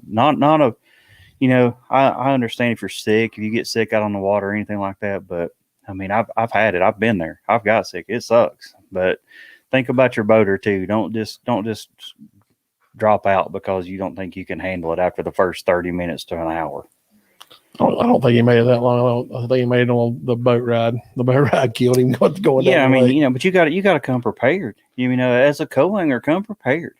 Right. Be ready for. I mean, I'll never forget one of the first years I fished. I drawed out with now a Bass Elite Pro, John Cruz. We was fishing the Ranger Millennium Tournament, and we were at the Mobile Delta, and it was raining, cold, freezing cold. And I asked before I did, and as a pro, I'll tell all the pros, warn your guys, tell them how far you're running at least. I asked John, I said, John, how far are we going so I can be prepared? He's like, oh, we're only going 15 minutes up the lake. Hour and a half we sat down, and I was pissed when I sat down as a co-angler. So it's not just co-anglers, it's boaters also. So, you know, as just ask those questions, and, you know, because, you know, it could cost you your day if you don't. Right. I guess as kayakers, you guys don't have to worry about that, do you? I mean, I don't have to worry about a second person. I got to worry about being prepared, though. Right. I get just as cold and just as wet. I don't have to deal with running 60 miles an hour anywhere, which is good. But You bring your snacks. I got me some cinnamon, man. And on thinking that, I think as a co-anglers too, because of some of these situations and some of the, I fished the BFLs for years now. I mean, I fished a lot of events and had a lot of co-anglers in my boat. I've only drawn one or two guys that I've really, you know, they didn't belong as co-anglers or would do something to kind of piss me off. But as far as most of the 99% of the guys are good and are prepared. But just as some of you guys coming out of high school and college coming up, I mean, think about those things before you sign up and waste somebody's money. But you will get that one boater. I mean, your two sons have fished, or your brother and your son fished co-angler, and, you know, they've got some good boaters and they've got some bad boaters. My son fished with a guy this weekend. I'm not going to name names, but as the back of the boat, he caught two fish. And when he caught two fish this weekend at Lanier, his boater turned him to the bank, and he had about a foot of water to cast in the rest of the day. And, you know, and it kind of made it where he's like, you know, I don't want to do this again. So, you know, they got to look at it as, and I read a post, I was reading a thing about co-anglers talking about giving money to boaters for cash. And I was, well, if I don't catch no fish, I'm not giving them anything. But, you know, that's beside the point. I think be respectful to each both one. It goes both ways. Both ways. Yeah. I mean, I turn my boat. I mean, I've not fished anywhere near the BFLs that Jesse has. I've only fished. I mean, I've only fished 5, and just started last year. I actually did fish in the BFLs, and I enjoy it. And first thing I asked Jesse is, I said, how do you treat the co-anglers? And he's like, just treat them like you'd want to be treated. And, you know, I turn the boat. I mean, I try to get the first 2 or 3 casts in where I want to go, and I'm in the front of the boat. So, but I'm not going to sit there. I mean, they pay their money to fish, and I know what I'd feel like if I was in the back of the boat. Somebody did me that way. yeah. Chris Nation, what can a co-angler do to make it a bad trip? So give a couple things that would kind of upset you as a boater, or a couple things. Hey, these are no-nos for a co-angler. One thing I don't tolerate is if I'm fishing the front of the boat, the guy casting to the front of the boat. I just say, I ask politely the first time. I only have one guy do this. I asked politely the first time. I was like, hey, just don't throw in front of me. I just said, you know, I'm in the front of the boat. If you want to be a boater, you should have come as a boater. I said, don't throw in front of me. So that's a no-no. That's a no-no. Okay. Don't I mean, to be respectful, and be respectful to their equipment. You know, because that boater's got, you know, 40, 50, 60, 80, $90,000 in his rig. Right. You know, you're pulling out dye. Just lean over the boat and dye your stuff if you're going to do that. You know, don't do it. I've heard stories of dropped a whole bottle of dye in their boat. You know, and it's, I can see they had no dye on the boat. No dye on the boat. I'll give you a pen. You ain't getting your I wouldn't say that, and I couldn't say that because I carry a bottle. I don't use a pen. I use a bottle. And Rob will tell you, I took in his boat. And he's like, "What do you got back there?" I said, "Don't you worry." But well, I mean, I'm like, but you know, just be respectful of their stuff in the boat. I will say that. Okay. Now, what makes a good one great? A good co-angler? Good co-angler. What's the difference between a good one and a great one? Good question. I mean, honestly, out of the 5 that I've had, I've only had one, and he wasn't terrible, but I only had one that was he knew way more than me, and he made it. I mean, I'm sure he did. I mean, I guess to be prepared, a great co-angler is being prepared. All right. Eric, your point on Randy Blockett. I'm going to go back to that. I feel like I read your question while I'm sitting here. I feel like there was a group of those guys that fished FLW. My uncle fished FLW for years, and he had co-hangers in his boat. There was a group of guys with Randy Blockett, which I don't agree with, because a lot of your pros now are as good as they are because they fished co-angler with a lot of the pros. Not only that, when they pulled those out of being co-anglers, it put a lot of cost on the professionals. Now, the league I'm fishing this year is professional only. We don't have co-anglers. It was just the way it was when it was voted in. Is it just you on a boat? It's just me on it. And I have a camera guy sometimes. Yeah, but you and a camera guy, that's it. Yes. It's just you. What's y'all's format? Is it just a 5 fish and weigh in? Or it's our 5 biggest fish. You'll get to see it live on that. We'll be live. That's pretty. I was going to talk about that. So we're going to have 10 cameras live. They're going to see 10 different guys fishing throughout the day, which you guys can go on the National Professional Fishing League and watch all this all day. Right. It's our first event's March 11th through the 13th that you follow. I'm actually on the page right now looking at it, and it does. It says live broadcast, leaderboard, live blog. But you all will have, even if you don't have, you're gonna have your own. Yeah, so we all have GoPros. Everybody has to have a GoPro, so it keeps everything legal. So nobody's doing anything. We have to record our catch through the day. You have to turn it on and turn it in. Gotcha. So then also like if you're a local or you're in the top, if you're catching fish, they're going to move cameras to you. So there's always going to be 10 cameras in the boats for 3 days. We all fish 3 days. So you'll have 3 full days of live coverage on our event. And then all the weigh-ins will be live streamed. I got you. Coming in there. Austin actually has a pretty good question right there. Do you think co-anglers should only have a 3 fish limit? It's hard to catch 5 as a co-angler. What do you think about that? I mean, that's not a terrible idea. No, it's not. And Bass actually does that. Bassmaster actually does that. Okay. The Bass Opens, I think, is a 3 fish limit on the co-angler side. That's not too bad. I mean, I think, honestly, here's my take. I don't like a 3 fish tournament. And why is that? Because the weights stack up. Somebody can get lucky and catch 3, where if you catch 5 and, you've actually outfished them. You caught more fish, they just caught more fish. They just might have caught one big one and beat you. I run into that UFollow this year with the COVID. Okay, and so it was a 3 fish limit? We had the BFL there. It was back-to-back days. They turned them into 3 fish limits. And our weights were so stacked. Now, obviously, first and second was ahead of the field, but our weights from 5th down were ounces apart. Yeah. And it was some guys that only caught 3 fish all day, and then, some of us was catching culling 3.5, 4 pounders. Right. And just because they had that. It probably cost Jesse the points. Yeah. I finished second the points because of it. Because of that. I was both days I had 18 to 20 pound, and I was culling 3.5, 4 pounders because I had almost 12 pound each day. This is a pretty good question too from Jeremiah. Both of you can attest this. Does it make boaters mad when the co-angler outfishes them? If it happens. My co-angler won on Lanier last year. That's a good thing you bring that. So I'm going to be honest with you. No. I feel like if he can fish behind, if your co-angler is good enough to fish behind your boater and he catches fish, more power to him. Right. But it also shows the boater probably gave him a chance to catch. Yeah. Fish too. I mean, there's some guys that I fished when I'm going to use him. So I fished the FLW series over here at Lanier when Tim Farley won it. My first day guy took me up the river and paralleled the bank, and I had a foot to cast or drag it behind the motor all day.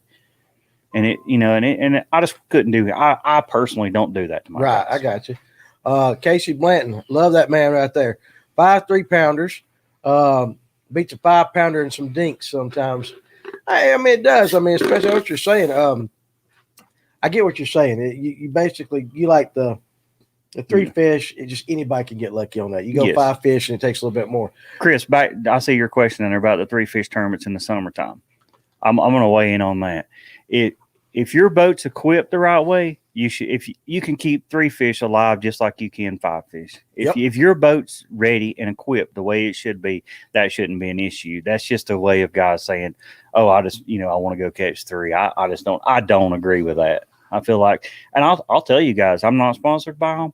I put those live well vents in the top of my boat about 2 years ago, and I'm going to tell you something. I drilled holes through my live wells, and those are phenomenal. Live well vents? Yes. What is it, V12s? V12s, I think. V2s. What it is when you go down the lake, it takes air in and pulls it back out. And it's creates a suction there, and it pulls all the poison the oxygen. It puts oxygen in there, but it also takes the poison that Poison gases back out. The And this is while your boat is running. Yes. yes. Okay, There are so vents in the top of the live well. They sit about Jesse's. They I sit about. hadn't heard that. They're called V12s. They sit about I don't know half inch. You can step on them. They're flexible. I mean, they're not going to break. Yeah. I've had mine for 2.5 years. I've now. stepped all over. They're- Okay, they don't break. so you use that, but then now when you stop, of course, you got your live well. You use oxygen. I mean, make sure your pumps are you an running. oxygen guy? I do. I run my oxygen. You run oxygen. You Yeah. run oxygen. I run oxygen and I run oxygen. I'm G2 I'm a big juice. G juice Right. guy. Yeah. And then of course the ice we keep. I mean, and Jesse will know he's done it with me, and I've done it. Is I pulled into the marinas and I run out of ice. I mean, you pull in a marina and go in there. I mean, Austin's jumped out of the boat. I don't know how many times go up and get Port Royale to get some more ice. Get some Yeah. ice just to keep them. Yeah, It's keep them 5 going. Yeah. So you saying? So basically, what you're saying is, hey, listen, you guys that run 3 and only do 3 in the thing in the summertime, that's all fine and dandy. But if you can keep 3 alive, Yes. you can keep 5 alive, and it don't make a Yeah. difference. What's the difference? Hey, there's no doubt there's always gonna be a fish suck it down its throat. You know, you're gonna hook one in the you're gonna tongue. hook in the and tongue. It's gonna die. No matter if you throw it, you can kid yourself and cull that fish right there. That fish is gonna die. Right. We all know that. Yeah. I mean, let's be real. That's absolutely right. But if you're set up to fish tournaments, I feel like you should have your live wells But there's a lot of people that's not. So I mean, I guess Yeah, they're trying. I mean- they are trying to. They got a good point on trying to save the fish because I guess the people that aren't prepared and won't do what they need to do. Mhm. They are keeping those extra fish from not getting killed because I've been in a tournament. I've seen a guy walk up with all 5 fish. I mean, dead. And you're sitting there going, and now the bigger tournaments that I fish and Jesse fishes. I mean, the pit crew. They don't allow dead fish. If he does, it's like a 1 pound, it's pretty heavy penalty for one fish, and after the second, you're done. So, But let me. I can tell you back to the talking about penalties and all that. On the professional level, I will tell you our live wells have to be very prepared because if we come in with a dead fish, it's a 1 pound penalty. Yeah, and that's the difference in money. You're talking money there. That's thousands of dollars. Yeah, for us. $1,000. And I will say this, Taco and Speece. I agree. I understand with the length and letting them go right then and there. But I do think too that sometimes that's kind of. I mean, you guys, and tell me if I'm wrong.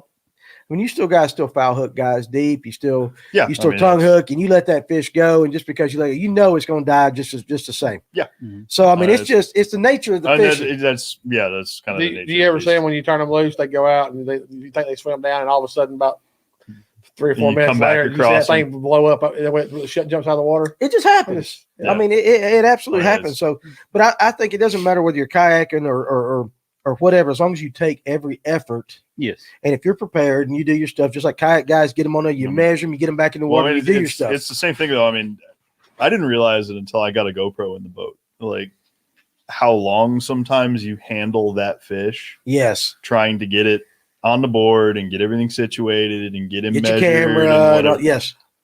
You have to be mindful of that as well. Mm-hmm. You can hurt that fish just as easily in that CPR tournament as you can by carrying him around in a bad live well all day. Right. Yeah. And it's just you do what you can do when you can do what you can do. If you take care of it, a lot of guys don't, and that's them. Where'd you get them bits? Where do you get them bits? And I'm gonna come back. I either bought mine from trading. TH. It works. It does. Yeah. That's Yes. I'm sending him some jigs tomorrow. I think you buy the V12 vents either at Tackle Warehouse or TH Marine, one of the two. I think TH Marine. There we go. Okay. So this is great. So go back up one right there. What's your opinion on using citrus soda on bleeding fish? And listen, I've heard it both ways. I have heard people do this. I will say that I did watch with my own eyes Chris Taylor pour some of the fish care product, the treatment on a gill hook fish, and that fish it was bleeding and it did stop. Yeah. Okay, that's fine. That product is made, I think it's supposed to be made for that. But I see people talking all the time about pouring Mountain Dew down a fish's throat. I've heard it. Yes or no? I've heard it, and I've poured a Mountain Dew or Sprite down. Did it work? It went from being not lively to being lively and made it throughout the rest of the day. Now I don't use a soda anymore. I keep a big bottle of G juice in my thing, and I do take the G juice and pour down its throat. So you see what he says, like what Brian knew. Yeah, he did it on the Bassmaster tournament this weekend. Yeah. So he poured it. Yeah. I mean, what do you think it is? It just stops the bleeding. I think it's something to clot the Just bleeding. something that makes it just all of a sudden, whatever it is, It Mountain Dew. it's Cauterizes caught it. it. Yeah, it just clots. Yeah. Diet Mountain Dew. The I've 901 heard- Danny has is amazing, better than Coke or Mountain Dew. Listen, all I know think- is I can tell you, I Let's saw go back it to work. the V12. I saw on it that work. one. any soda that's got some phosphorus in it, it's I've heard that it's the phosphorus that clots the blood. So Yeah. you're the brains of the operation. No, right that's now. I learned that trout fishing. Yeah. We were out. We hooked a big rainbow and it started to bleed. And Joe, I'll shout out Joe DPHO, North Georgia Trout Fishing. He's got the fish in the net and he says, "Give me a soda. Where's that soda?" I had, "What the heck you want that for?" We had a can of Red Bull. I grabbed the Red Bull. He says, "Is there phosphorus in that?" Phosphorus in that? I said, "Yeah." He said, "Give it to me." And he had the fish in the water. He picks the fish up. It's bleeding. Gives it the Red Bull. And no lie, the bleeding stops. Puts the fish back in the net. Puts the net back in the water. Fish sits there for 30, 45 seconds. Starts coming around, just hanging out. And for Good to long, go. I mean, kicked off. Good to go. No problem. So phosphorus is what he thinks. Damnedest thing I've ever seen. So phosphorus, though, is what he was looking for. Yeah. And he's attributing phosphorus to the healing of the or the cauterizing. Of I it. was absolutely positive that fish was going to die. Okay. So I mean that makes sense. I guess it's just a reaction somehow that makes it. So I heard you both say. I think that one guy asked about V12s, those live well lids on electric boat. Yes, I would think so because I think they release the gases throughout the day. Yeah. I think it's not just because it's moving. When you're running down the lake, it's pushing Well, that's them a good out. question. But I think I would say it release them throughout the day also because it's like a vent for all that to escape. So just airflow. Have you Just getting the current. ever opened your? I mean, you got your. I guess electric lining would be the same, especially when y'all use coolers. You open it up and it just stunk. Yeah. Well, it's the ammonia, the gases, and all that stuff. Well, it's letting all that out, so it's not just All staying that's in that escaping. container all day. So it's kind of just for those that are curious, kind of explain it. So it's a set of hoses. No, it's no hoses. Okay, what is it? So you got your live well lid, and it's a black thing. It's just a black cap that you drill through the top of your live well lid, Mhm. and it sets down on there, and it's got a vent on the front, and it's got like a little flap and a vent on the back. Okay. So it allows air to evaporate up through that thing. Just It'll get push- in it. Just make some Yeah, current kinda going so. in there. So anything you can release, because when you close your live well lid, it's pretty much concealed. That's It's exactly pretty right. much done. So Yes. this is like, I mean, a fish is not going to jump out of it. I've never had water come out of mine going down the lake or anything. It's just it releases those gases is what it does. That's interesting. I hadn't heard that. And Oh, I great. heard you say something like you stepped on them and it won't hurt them. I mean, they're They're tough. kind of flexible. They're really flexible Really on flexible. the top. Yeah. I said we learned something. That's it. Phosphorus and these vents. Yeah. Swing on down on them comments. Let's see if we got some new ones there. And if not, I'm gonna go. What we're talking about? We got a picture of them. Okay, so right here, Tackle Warehouse. I'm gonna read this. New Pro Products V-T2 live well ventilation system, and I'm looking at them. Oh, damn it, Rob. Put it back on I there. didn't do it. I got fat fingers, I'll man. never swipe someone else's phone, man. You never know. I what didn't mean you're to gonna see. swipe. I don't know. And Rob, yeah, I know Rob. Okay, I trust Rob. Or- It's kind of they look. That's what sits on the top of the lid. Gotcha. So it's flush on the so Yeah, the it's cap is flush. flush, But it goes but down, the way it but is, the but way it goes flows. down, but it goes down into the thing. All right, read that off again so people can. You see it sticking out of the thing. I got you. Let me. Well, you give it, Rob, son. It ain't my phone. I can't even work my phone. All right, I'm gonna. Okay, I just want to read the product out again. New Pro Products V-T2 live well ventilation system. $49.99. Tackle Warehouse. I want a commission. There you go. I need to be on your affiliate marketing there. Anyway, don't let me forget hooks for myself. No, Justin Speech, we ain't going there. They say Sprite is the best, but that's just maybe opinions. And again, I think that Eric Payne, yes, it is. Again, we're looking for phosphorus. That's what Paul said. Allegedly. Allegedly. I've heard the citric acid thing. I've heard that it doesn't matter at all. Right. That you just get them back in the water and the water clots it. That's awesome. Mac Doyle had a question. How many do you need per live well? One. Yeah, One per side. they come in a pack of two, so Pack of two, but you most one bass is what? boats, one for each side is what I run. Okay, yeah, Justin, I know you was laughing, right? So anyway, that's right. Never swipe on anybody's phone. That is a Fish North Georgia tip of the night. Cheeks and meats. I see your son. Yeah, I see that. That's my mother. No, all right. Listen, buddy. Hey. All right, Nathan want to know would a Bud Light, does Bud Light have phosphorus? Hey, you guys laughed at my night is complete. That only works on trash fish. Trash fish. That's right. Okay, so listen, let's talk about this new league for a little bit. And we're gonna go kind of back and forth with this. We'll talk about the new let me say this because I got a mouthful of cinnamon right now.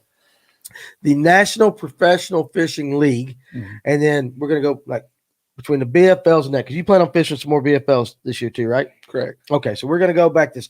So I'm gonna give you. I know we've kind of touched on it, but here's my question: why this league? Why now? It's actually a new league. So Right. So when they started out, I actually qualified to fish the FLW Tour last year, Mm-hmm. and I had a decision to make when I qualified as fish the FLW Tour or go with a new league. And the difference in the two that I chose the National Professional Fishing League is it allows a working guy to still fish. We have 5 weeks in between every event. Okay, yeah. So where the FLW Tour, some weeks you're only 2 weeks and you're gone again. Yes, So that's true. That fit my schedule a little bit better. Our payouts are 1 in 3. Mhm. I mean, right now we're looking at 110, 111 boaters, and we're looking at paying out 36, 37 places. So the payout's really good. And not only is the payout good, the payout is our last place check will come in and you'll actually make a profit for that week. So you You're won't just not be breaking fishing for even. free. You're making a profit. Correct. You will make a profit that Okay. week. Even after all expenses, you will make a profit that week. So, and that's what the guys set it up for. They didn't want it to set up where, you're getting a check, you're getting your entry fee back. But what people don't realize is just because you got your entry fee back, you lost hotel expenses or lodging expenses. Yep. You lost all your gas, you lost your travel, and not only that, you lost your time away from work. So you're looking at gaining all that back if you do cash a check. Right. And they're having the 6 tournaments, and the top 25 go to the championship throughout the points. All 25 places get paid. It's a no entry fee championship. That's a little different, ain't it? I mean, on most of them, they still got to pay that entry fee to the big one, right? Correct. Yeah, these we're ours are no entry fee at the end, so it's really good. And not only that, we're getting a live coverage for our sponsors. I mean, when you're getting 10 cameras and you're doing live weigh-ins for all 3 days, everybody fishes all 3 days. There's no cut. So we're going to have 110 anglers or 125 anglers, whatever we end up with. Everybody's fishing all 3 days. And you like that? You like that? Yeah, I mean, it allows you to have a mediocre day and still get paid. You can make that last run right there at the end. Yes. So you might not be able to win, but he might not be able to win. But he might be able to come from 70th and do real good and come in and hit that 39th place and get that $9,000 check. And if you're watching live, it's going to be interesting for the top guys. So obviously, everybody's like, "Oh, okay, who's in the top? Who's winning?" But you're also going to have a battle for that last check. Right. You could have somebody, you're going to have just as much, this guy could pull up and come from 50th or 60th place to get bumped up and get that last check out of those, coming in there. So you're going to get to see all that unfold on live. Everything's going to go in. So it's going to be great. But let me ask you this. Why did this league start? When I talked to the guys, Brad Fuller and Al McCulloch and a couple of Paul Benson, they're the guys that got it all started. Right. So when I sat down and actually when we talked about starting it, they kind of looked at it as like, okay, you got Bassmaster, which has about 110 guys fishing pro. Right. You have FLW, which this year you have 2 different. You have the Tour, and then you have the BPT. So the Tour, you're running 160 plus guys. I think when I was asking up there about FLW is MLF now. So then you're running the BPT guys, which is about 80 guys, I think. So you're looking at around 300 professional anglers between those 3, and with as many kids coming out of high school and coming out of college, right? 300 spots on the professional tour is not very much. No, it's not. So this opened up a new avenue for guys like myself to come in and expose us to the same level of competition. I got you. We have guys from all over. I mean, obviously we got some Florida guys, we got some North guys. I mean, we got some guys coming from California to fish with us. So I mean, there's a lot of network. You're going to see a lot of different avenues and how to fish coming from these guys. What's up, Paul? Yeah, our commentary crew is going to be killer. So that's Fat Cat Newton? Yeah, we have Fat Cat Newton.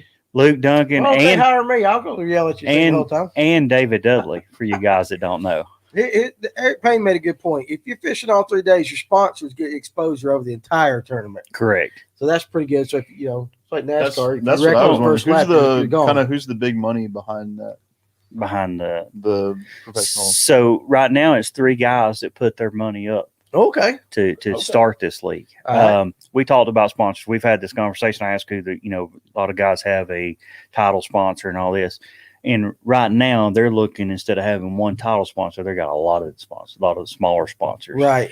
They want to go in and prove themselves of what they're going to do and how they're going to do it, then go after title Yes, sponsors. Correct. All right. I'm going to ask you a couple questions on the BFL here in a second, but Jonathan Farmer's got a couple questions. Rob, I'll start with you. What are your top 3 or 4 baits you go to catch fish? Your confidence baits, any given water, any time of the year. What are your top 3? I'll throw a Seville a lot when it's time. I'll throw a shaky. There's a shaky head on my boat deck 24/7. And you like the skip gap hook?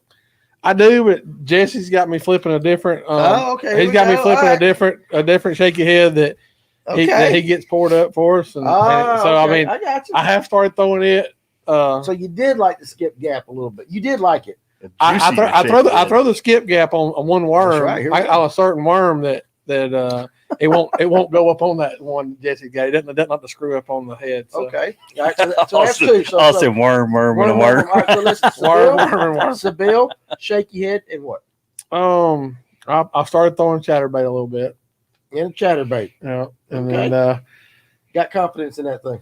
yeah, I mean, and then of course top water. I mean, you got. I about 2 years ago, Berkeley came out with a surge shad, and there's a bait that a lot of the old hammers around Lanier throw, and you can't get it anymore, and everybody tries to get it for a wake bait. And I had them at one time. I quit fishing there from when Austin, just like Jesse did, he quit when his kid was playing sport, and I sold my boat. And over the years, what my kid saying something No, stupid? tell Rob what worm that is. But I had those, and I couldn't find any more. And then you find one hammer down there that's $200 for a little bait, and I'm not paying $200. I have paid $100 for a bait. I'm not like Jeremiah Giles who got all them high dollar swim baits. He had a lot. He had a bunch. But anyway, I throw a Seville a lot. It's at the time that it's going to do top water.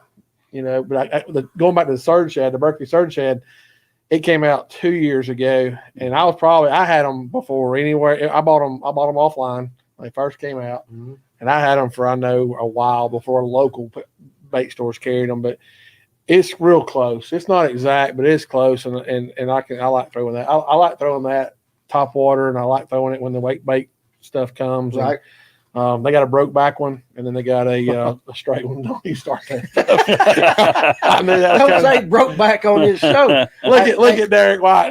Derek White, you need to take me fishing. Derek Is what White you need gets to do. everything. Derek White needs to be on the show. He does. Well, he's going to come. We've been talking to him that. But Michael Geiger had a good question before I get to your confidence base. We're not done with that.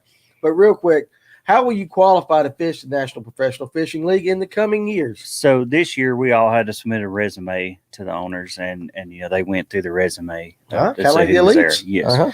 So, but in the coming years, I mean, I think if you just pretty much submit your resume and see what they think. So it's pretty much an invitational only kind of format right now. Correct. Yes. It's and I'll go ahead and tell you, it's one of those deals that they're not going to let guys just jump in one tournament. You're pretty much.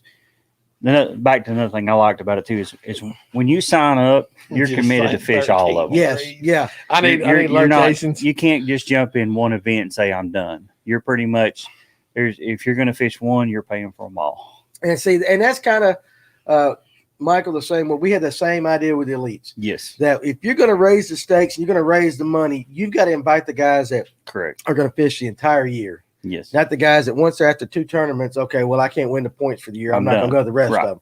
So it has a lot to do with the character and all that stuff. But that's in play. I can put it to you this way in the National Professional Fishing League. Before we wet a hook, we're paying 2/3 of our entry fees. That's actually, I like that. So you're pretty much, when you show up to that first event, you're pretty much committed. And I'm not going to lie to you, that crossed our minds with the elites and all that. But we we decided against that. But I agree with that at least because that way you've got to. I mean, you're invested, and you got the money in pretty much no matter whether they do it or not. So Yeah. And it also keeps. I don't know if you did. You touch on that. You can't just locals can't just Yeah, jump in the tournament. you can't. Right. You're and there's it's a still closed tournament pretty much. it's pretty much after the first. If you do sign up after the first, I think they're going to make you back pay for the first one. So I think it's so just you can't just jump into tournament 3 mm-mm. You're going because to it's on your back pay home for lake. the You other got to one. back pay the other 2. That's correct. That's very smart. Yeah. Um, Well, reason they did it. I'm gonna Toyota Series I fished last year.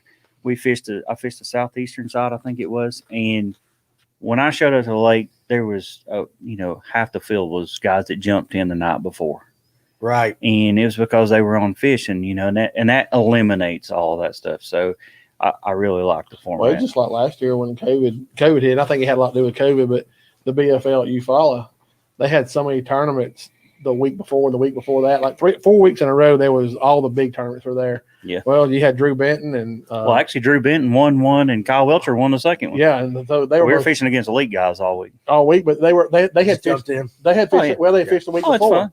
And Right. I have no problem.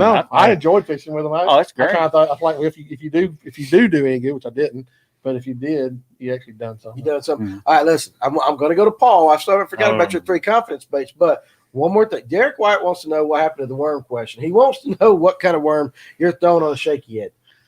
And you can I answer that? I'll answer it for you. Answer it. Either one of you. I'm gonna throw a Max Scent Cinco. Matt Berkeley Cinco. Max Scent. I got one other Cinco that I throw on my skip gap, but it's a Cinco type bait. I throw a Cinco a lot. I like a Cinco too. I do too. Now, when I went to Eufaula, I'm sure all these product guys down there think they were crazy, but I broke out a big shaky head down there. I was throwing, what was that thing, a 5/16? Magnum shaky head one. Yeah, but what was I throwing? Like, Oh, I was throwing 5/16. I threw like a 5/16, and I was throwing a Magnum shaky head worm. Like a big mag trick worm kind of that thing? Huge. Yeah. It's huge. It's huge. It's big. It worked. It worked. Max Scent is the deal. Hey, listen, Derek White, that's what let's I'm go hearing. into that because I'm going to tell you guys. You want to just jump into that? Yeah, let's jump me and into Paul it. ain't I'll get important. back to you in a minute. Hold on. but So this let's is a talk big about deal. Berkeley Max Scent. Yeah, let's go. Go get it. So me and Rob was fishing on Lanier one day, and Rob's the one got me started on these things because he was like, "I'm gonna try this new worm," and I'm like, "What are you throwing?" I just looked at his Cinco. I didn't think much about it. I used to buy my worms from Bass Pro Shop. I bought 30 of them for $9.99. Worked great for me. He starts catching fish in front of him. I was like, what's going on up there? What are you throwing? He's like, I got this new worm. And finally I seen him pull his pack out and I seen it had a purple label. And I was like, what's that? He's like, it's a Max Scent. And I was like, so tell me a little bit about it. And he's like, well, it's got stuff already in. I said, give me one. And I went from catching 1 to 2 behind him to catching a lot, just as much as he did from behind him. And that kind of made a believer out of me. And I started using it on my jigs. I started using it just as creature baits. And I can tell you, it will get you more bites. And it is a scent infused Yes. worm. So the scent You is can touch it with infused your in hand. the worm. You touch it in your hands, and your hands reek. So what kind of scents are we talking about? We have flavors. It's just Max. It's all one scent. It's all Max one scent. So it's just there. This is it, and No. it's all the same products. Get that? You remember the power bait came out? Yeah. It was the power bait. They say the power bait's 15 times more bite. They say Max Scent's 45 times more bite than the power bait. Really? Okay. So it's just something that triggers it. It's that. I can tell you follow. I was down there a couple of weeks ago. We fished the BFL down there. Me and Rob went down and fished it, and we pulled up on a rock pile down there, and I was throwing Max Scent. My co-angler was throwing a Cinco. I give him the hooks. I gave him the hook, and he had his own Cincos, and he couldn't get bit. And I caught like 6 in a row. We were throwing in the same place. He couldn't get bit. Berkeley makes the best scented plastics and fish attractants ever. Very high reputation. I know that for sure. They're kind of the first. Berkeley Gulp is basically fish crack. Hey, the very first time, what got me even thinking about the scent, the Cinco Max Scent, is what Austin just said right there. Is that when they went north? I carried him. Mm-hmm. I carried them, and me and Phil Collins' dad carried them. They were fishing at college, and it was just it was 19 hours one way. And we thought it'd be a good family trip, so we went up there and 19 hours in a car with Colin and Austin. Colin had to ride with his dad, and I rode Austin with me. But there you go. Yeah, Colin. I know him. Woo! But anyway, we carried 2 boats, so me and Phil kind of went above the lock. They went to the St. Lawrence River, right? and it's when the Berkeley Mac, the little flatworm, had just come out, and I went online and bought them, and I had them, and they sold out like quick, and they threw that thing up there. They were catching. I mean, what was bad is they didn't make the 25 cut and had 22 pounds a day. Imagine that. I remember the Facebook. They had the. I mean, I got them on my phone, man. They called Colin and They Austin. were talking smallmouth, right? They were catching 6 pound smallmouth in the tournament. Yeah, I mean, and then that you tell me if you ever now you see why I want to go to Minnesota. There you go. I see. If you haven't ever been up there, Well, I mean, their lakes are closed down half the season, so it's like you're going up there. So they don't you're get fishing fishing pressure all year. they're froze over. Oh, that's true. So it's natural. I seen keeping somebody off ask of- about a rod. Somebody He wanted to did. know what to throw a Yeah, shaky head rod on. It was right. Yeah, I saw it. It was right up there. But yeah, on my Eric rod, Lee's at the my rod, I have a spinning rod that I throw on some. Don't we all? Very little. Very little. Very, very I throw. little. He don't throw much I'm like gonna that, answer does that. he? Yeah. I mean, Hey, Austin, I can't say nothing. He Austin, catches my son throws a 7.6 medium NRX G Loomis rod. It's very, very, very sensitive. And he catches it. He throws it with braid and 7 pound fluorocarbon. I throw mine on either 8 or 10 pound fluorocarbon, but I throw mine on a bait caster on the same rod, but it's a casting rod. Right. I'll pick up a spinning rod if I have to, or if I'm with Jesse and he's wearing. Why is that? Why, Rob? Why? What is wrong with the He spinning says rod? Austin says it's conquest. Okay, all right, son. It is Okay, conquest. still, but why? Why do you like the bait caster over Jesse will tell you that I can feel just. I got the same rod and I got the same line. And I tried. but I is tried it to just convert a him. thing? I tried to convert him. I was like, "Why don't you throw a spinning rod?" And he's like, "I can feel just as good as this." I was like, "Hey, understand, but whatever works for But you." here's the deal though. Jesse will tell you I can throw that thing. Everybody says you can't throw a Oh, he shaky head. I can throw mine. I have my reel so loose, and of course Colin taught me how to pick out all my backlashes. Do you do that thing? What? The crank down? I don't really crank it down, but Colin showed me. During high school years, it's been a while back, but they could get stuff. They would hand me a rod to get a mess out of. That's about all. As a captain, that's all you can do, right? And Colin taught me how to get it out. I can get a backlash. It can be a bad one. I can get it out. That's funny. I don't doubt that. I was taught this by Brett Matthews. We went fishing, and it has worked every single time. Now, I'm sure there's going to come a day when it don't work, but you get a bad backlash. This is what he does. He clicks his bell. He takes his thumb, and he sticks it down into the line. Mm-hmm. And he cranks his reel 5 or 6 times, pops the bell, and it pulls out every I've single seen Tim Wyatt, if he's on here, I showed Tim Wyatt that. I think he'll say, I've heard I'll of be that. doggone it. I've works. seen people Colin do do that. something. He would hold it and like turn it a couple times, but it's also about rolling it backwards, picking it, roll it backward before you ever start trying to pull. It should start just coming out. My experience of getting one out, and I'm very good at getting them out because I do it a lot. But as you're pulling, if it gets tight at all, you got to stop and figure out what's keeping it from coming out. It's the darndest thing I've ever seen. So everybody wants you to try that too. Just try it and let me know if it works for you. If you get a good backlash, click your bell. Close it. Stick that. Listen, Tim Wyatt made a believer out of me. I'm not lying. I told him that. And so you stick your thumb in there and you just crank the reel 4 or 5 times. I don't know what it does.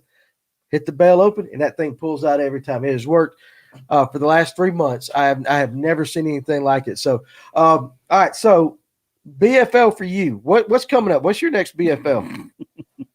You don't read Oconee. Oconee. Is that going to be a good one? I don't know. Me and Logan's going. Jesse's son's fishing. He's fishing all over with me. He's gonna travel. We're gonna kind of try to go all over because Logan is going to Jesse- fish with him as a partner. Or no, he's Logan fishing fishes the boater too. Yeah, we're just Logan gonna travel goes to the boater. together. They just travel together. Oh, okay, all right. Jesse's not going. He's only going to get to fish a couple Probably more. two of them. I'm gonna fish 2 and try to go to the wild card because I'm gonna miss some because I'm going Because of the other one. All right. So Oconee. Oconee, and then it's Sinclair. Is that going to be a bed fight? You Bed follow. fight or on Oconee? They going to Sinclair be will moving be. up? They should be moving They'll up. be pre-spawned. They won't be there yet. You don't think they'll be on bed right there? Too cold right now. Hey, you can jump in with any questions too anytime. No, I'm good. I'm just listening. That's what I'm I'm saying. good. Well, all right. So I'll get in where I fit. you in. get in, but still, I mean, I know you like to listen. I know you're in there taking it all in and stuff like that. And guys, again, Don't let draw up throwing the wheel. Hey, Colin, I found my best way to fish at Oconee. okay, how's that? Don't I did the best I've ever done last year there. Just not show up. I showed up tournament day and went fishing. Is that it? That's Just it. not pre-fished, just shut up and fished. Hey, me and that lake, we're like two opposites. Now Sinclair out below, I'm great down there, but there, no. I just showed up and went fishing. I actually got 6 last year in the BFO. Rob Jordan won too. By Rob the way. won it. That's right. Sure did.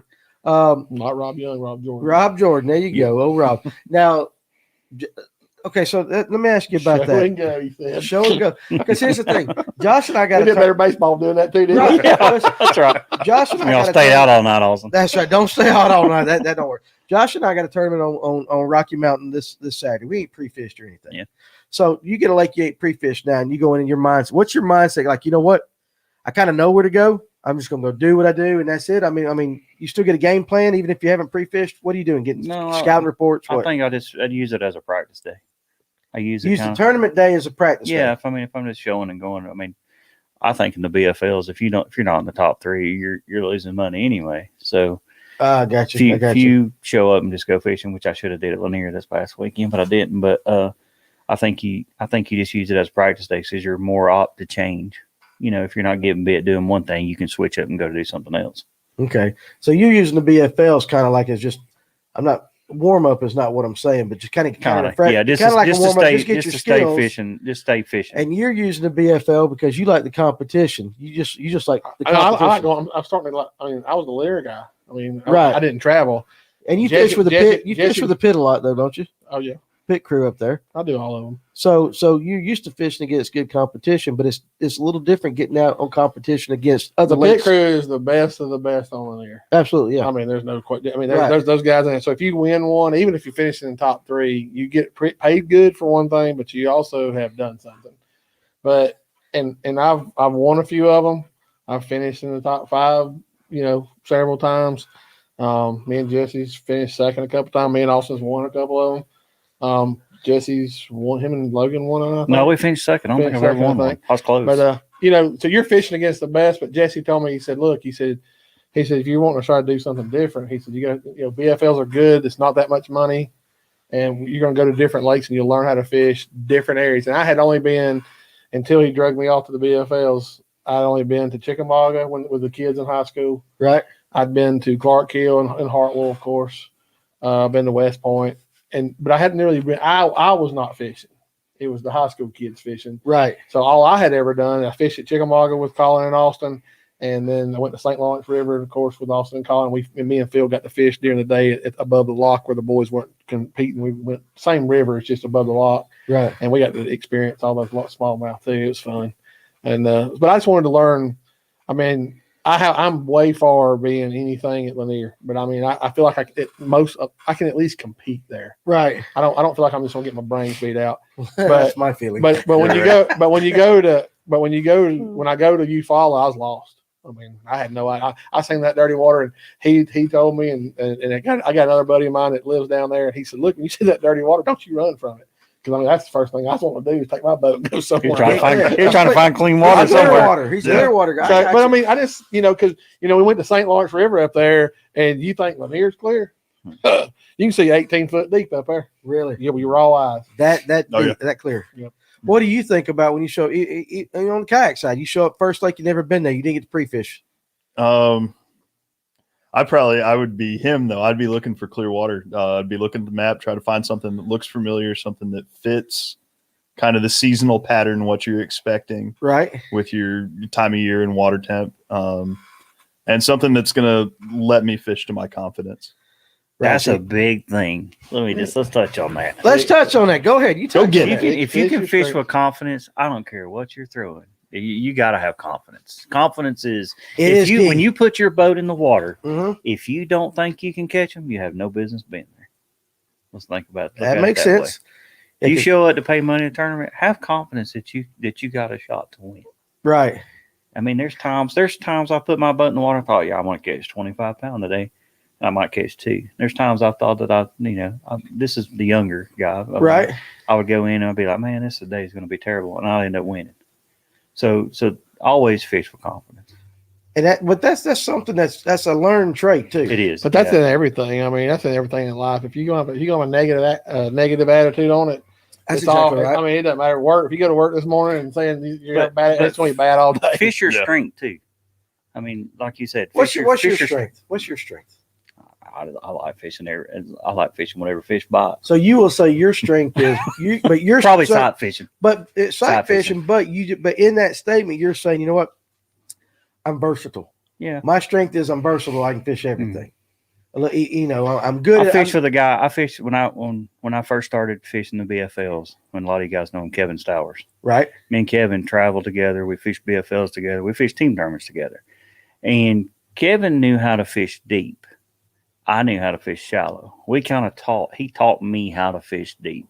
Right. He was like, don't be afraid to go fish 40 foot. I used to think 40 foot was like, I didn't have enough line on my reels to fish 40 feet. Exactly. But in the grand scheme of things, 40 feet's 2 boat lengths. You know what? He's saying. 2 20-foot boat lengths. It is. It's You know not that far. You know what? How you and I have been around a baseball field our entire life. I mean, with our kids.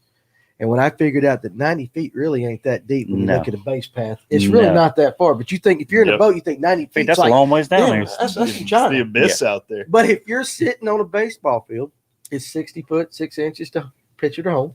That ain't that far. I mean, if you're thinking about, you hear guys talking about catching fish in 80, 90 foot away, you're like, man, it really is not that deep on the grand scheme of things.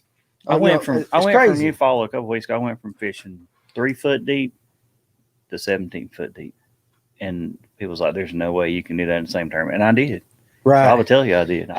He's got a guy that he's gonna travel with in the pro tour that he's fishing that tournament he's fishing, and he couldn't believe that Jesse went because the bite was shallow. Mm-hmm. They pulled the water down on us. The fish pulled out, and when the fish pulled out, our fish pulled with them, and they started suspending. And Jesse realized that he realized it before I did, and then I realized it, and then I'll go pull up on a spot, and there he was sitting on it, and I just pulled on the other side because it was a big hole that we knew that he'd showed me back in the summer, right? And we pulled up on it. But going back to what he's saying is, he'll change quicker than I will. I'm getting where I will. I'm bad about getting hung up on the track. If I got a shaky head in my hand, it's hard for me to get it out. Right. I'm just now getting where I'll actually. Jesse told me, he said, get it out. I mean, he's taught me a bunch about getting. There's a shaky head laying on my deck for just about every tournament. Very few times is there not one laying there. I better be catching them really good. Right. Because I really think a shaky head you can pull up and catch. I mean, I caught a 4.5 pounder on it and you follow. Right. Down there. And it was in 17 foot of water. So, I mean, I don't be afraid to fish 17 foot of water, 20 foot deep. I got you. I mean, some of the guys on Lanier are fishing 60 and 70 foot deep. It's not that deep. It's not. That's what I'm saying. It's not. There's a bunch of them fishing 70 foot deep right now in the timber. They are in Carters too. And it's scary. And that right there. Speaking of Carters, that's just being on the water. I had a guy where I learned how to fish. Another way I learned how to fish deep was there's a guy named Charlie Childers, and his son is Spencer Childers. I took him into high school. Right. We were at Carter's one day, and he's like, "What's the deepest fish you've ever caught?" And I was like, 35, 40 feet maybe. He was like, "You're going to catch one 80 or 90 foot deep today." I was like, "On the bottom?" He's like, "On the bottom." I caught a spot at 83 foot of water on the bottom. It bit my shaky head on the bottom. That amazes Unbelievable. me. I couldn't believe it. Did you hear that we have Backwoods, the guys from Backwoods, the guide service up here, and they were saying that Carter's has no thermocline because of the way it's pumped back, and that they fish it all. I mean, that's what they say. That's why the spots and all that can get so deep, because there's oxygen all the way down to that. They get deep. I don't know. I mean, that's what they said. I don't know. Be quiet about that 70 feet in Lanier. That's exactly right. Gate and I can't find them in 70 feet, so you ain't got to worry about it. Yeah, that's right. I tried it last weekend. Confidence so obviously is it don't everything. Work, Chris, absolutely. And yeah, it is confidence. And Pork Taco. Seriously, it is true that no matter what you do, you're getting a fish. All right, you're not making Nikes or something. I mean, you're not working somewhere, so you're getting a fish. So it is a good thing. I used to when I started out, I used to be really tense and really fired up, ready to go. But now I just it's another day on the water. I think that's true with everything. I think as you do it more often, it's just kind of when Josh and I first started electric only fishing, and my goodness, we're going out and fish for a couple $100. I couldn't sleep the night before. I was like, we got to go. I mean, since it's 3 o'clock in the morning, I was ready to go. And I'm like, and then by 2 o'clock in the afternoon, we didn't get our ass kicked. I'm like, but the night before, I couldn't sleep. I could tell some stories about that. Yeah, now I'm like, oh, man. Josh had to wake me up a couple of times this year. Like, I won't you name up? any names. I won't name any names because this is pretty bad. But we were fishing the BFL one time at Kiwi, and this guy we went out to eat, and he was always like, "Man, I gotta take a crap every morning when I get on the boat." So he messed up and took some laxatives. Oh, the night good before. Lord. Oh, my my goodness. gosh! Seriously? Yes, this was we have. If he, I don't know if he's watching or not, but this is he knows all about this. He's He been knows back who for he is. years. He knows Yes, who he it's a is. blast. Oh, my it's goodness. That's something funny. else. I've learned to compete against the fish and not the other anglers. That's a pretty cool kind of, it's you against, it's like golf. You know, Yep. golfer says you really don't compete against the field, you compete against the course. Yeah. So, but listen, if I'm fishing and I know, I'll take Gayton. Gayton's a stud in our electric only thing. If Gayton's there Mhm. or Geiger, he put in, they're always consistently top 5. Yes. They always, if those certain boats pull up in a tournament, you're like, all right, I really got to have a hell of a day to beat these guys. So regardless of whether you're fishing the fish, in the back of your mind, you know who showed up in a tournament. You got to be the same way when you're fishing. It doesn't matter BFL and all that. You know the sticks that showed up, whether they're a local or whatever. It's in your mind no matter what. Mhm. So you're still, even though you want to say, yeah, I compete against the fish, that's nice. That sounds good. But in the back of my mind, I'm like, I really would like to kick his ass. I had a I conversation really with Rob about this earlier this week. As a matter of fact, we had a conversation, and I think there's a group of anglers. Speaking on 3 or 4 that you're talking about in your league, Yeah. I think there's a group of anglers that we fish against in the BFLs and the Toyota series. When you show up, there's some guys that's just figured out how to win. Yeah. Some it's like it comes natural to those guys. They Right. figure out how to win, and I feel like if you can figure that out, and I'm still learning that. I've Right. had a lot of seconds, thirds, fourths, 10s, 20s, whatever, but trying to get over that line of figuring out how to win is a big stepping stone. I got you. And now you're having to deal with the younger generation on the electronics, and I've studied it, and I'm one of those persons that I hate getting. I ain't gonna lie to you, I hate getting beat. I know you do. I know you. I'm very competitive. I know. I've always been competitive.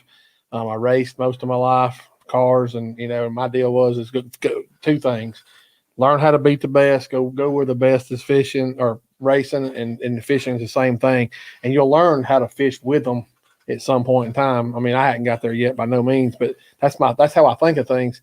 But now we're having to go back to the electronics, Right.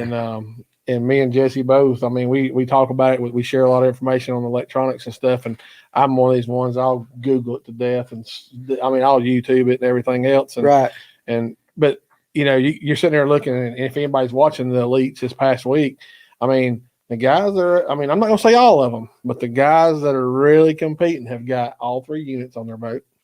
They're using this one for that, this one for that, and this one for that, and it does make a difference. Because you're sitting there, you got a 360 over there, and I don't have a 360. I got Lowrance, and I got all the side imaging, and I got as good as side imaging. Jesse will tell you my side imaging is as good as anything. I got Panoptics, but that 360 is sitting there, and you got rocks, and you got stumps, and you're sitting there, and me and Jesse can see. We can scan our our trolling motor over, and see that. If we're scanning, but if you can go up there and you're just looking down and that 360 showing you all around you, Right. and then you can just say that, take that Panoptis over, and then you can see, and you can make that exact cast and make and I just think that first cast is everything. I think you're still going to catch them on the second, third, and fourth, but that first cast means a lot if you make that first cast, especially on the bigger fish. I think Right. the little fish is the one you catch on the second, third, fourth. I'm not saying you're going to, what I'm saying. It's Right. just more of a. But I think we're going, as far as learning and confidence and stuff. These young guys have got this electronic stuff. They got it down, and they're going out there video game fishing, and they got all kind of confidence. I can't even work my iPhone. Let's do this. Let me ask you this, guys, because normally about 2 hours, I shut it down because I know people. It's hard to stay up and watch 2 hours of this at a time. So I want to ask both. Are you free next Tuesday night? Yeah. You free next Tuesday night, Rob? Yeah. Let's have a part 2. Let's get Brock Turner up here. Well, we'll see. Brock Turner next Tuesday night, if you can come up here as well. I'd like to get you guys, because listen, we really didn't touch on nothing yet. There's a whole lot we could touch on. I'd like to have a part 2 of this next Tuesday night. We'll just kind of continue where we're on, and we'll get a lot more into the professional league and in the BFL, because I think I think there's a lot to say about, having to fish the variety of the lakes and having to be prepared. And we can touch on all kinds of stuff. And I remember you wanted to talk at one time about, even we'll go back to Lanier in your spots. Remember when you work a spot and you do the work and you put the brush in, and remember we kind of talked about that kind of stuff. Fishing etiquette. And we didn't even touch on that tonight. So can you come back next Tuesday night? Yeah, that's fine. Okay, let's do that. You good, Rob? You can come back? Listen to my son. Listen, yeah. Rob, you're not going to the gym. Seriously, you come next Tuesday night? I don't know if he let me out of the gym. I might. Austin, come on, man. Listen. Austin. Listen. Hey, Eric Payne, thank you. Somebody actually wished us luck and all that. Let's do that. Austin, I'll make it worth your while if you let your daddy come play Tuesday night. So, anyway, first of all, guys, thank you very much. Like I said, I want you guys back because we really didn't touch. Well, there's so many things we could touch on. Don't give him those, Derek. Huh? What's that? Derek said he gave Brock his first pack of Max. I said, don't give him them. Listen, hey, thanks, Fluke. That was a good one. By the way, if y'all hadn't heard, Red Crest got changed to Eufaula. Yep. Okay, yes, I saw so. that. So listen, right there, Austin and Colin want to come do a rated R show. No, we're going to listen, Austin. We're going to listen. Those days might be over. Those days might be over. Listen, we made some people a little upset, and I want to try to keep the people on our side and grow it, and our sponsors and all that. So listen, we're going to have you guys back next Tuesday night. Speaking of which, growing and sponsors and all of that, go ahead. Fish North Georgia, YouTube, Instagram, Facebook, like, follow, subscribe, comment, absolutely, be a part of the movement, the community. Movement. We actually even got what's that the thing? Fishing sensation sweeping the nation. Oh yeah, I like it, man. That's good. We got a Twitter. I really got to do a little bit better. There's Twitter. I had heard there's a TikTok. There is a TikTok. Now listen, I don't know about that TikTok. Josh does the TikTok. You can get on the TikTok and you can see Josh shake his jigs. Listen to that. I seen it. He does do that. In the making. He's good. He does that stuff. He's smarter than I am. But anyway, guys, listen, we appreciate you guys. Every one of you has spent some time with us tonight. If you're new and this is your first time, make sure you subscribe. Every Tuesday and Thursday night we do a show like this. We try to get a lot of the local guys, and I have some national guys coming in, working that out. Bradley Hallman's coming in. We're gonna have him. No, he's not coming in. We're gonna bring him in. We're gonna talk to him, and we'll recap how you won Lanier a few years ago and stuff like that. You ever fished against him? Have you? Bradley Hallman? No. You ain't fished against him? No. I'm real curious to see, because we've messaged back and forth. I'm just curious to see. And guys like that. So anyway, Tuesday, Thursday nights, 8:00 right here. We appreciate you. We love you. If you're coming by the shop tomorrow from 9 to 5, bring me some canned foods and canned goods and non-perishables. Again, Georgia Mountain Food Bank. We're going to keep that going. Elites this weekend, anything. Fishing for Warriors kayak tournament. That's right. Be a part of it. Buy a raffle ticket. Absolutely. Dalton, you'd be a good one for that. You want to whip out some sponsors real quick? I'd like to give a thanks out to Elite Response, Berkeley, Abu Garcia, TH Marine, all those guys. Thanks for helping me out, and be back next week. Absolutely. We'll be back next week. And then and Big Rob, name your company again. Mountain Up Quality Homes, Rob Young Construction. That's who pays for my sponsor stuff. That's right. And a Crispito. Somebody put, you like Crispitos? Do you even know what a Crispito is? No. We'll talk about that off air. But anyway, guys, listen, love you. We'll see you back Tuesday. Dalton, you need to come be on the show too. We need to get you. Dalton Tankersley. Dalton Tankersley has fished co-angler, has done very well. He's talking about he switched to boat. He switched to boater this year, but he's fished co-angler. Derek White, you got Max sent in the store. It's coming. Ooh. Ain't that right? That's right. It's coming. Juicy. A lot of it's coming. Like it. All right. See you guys.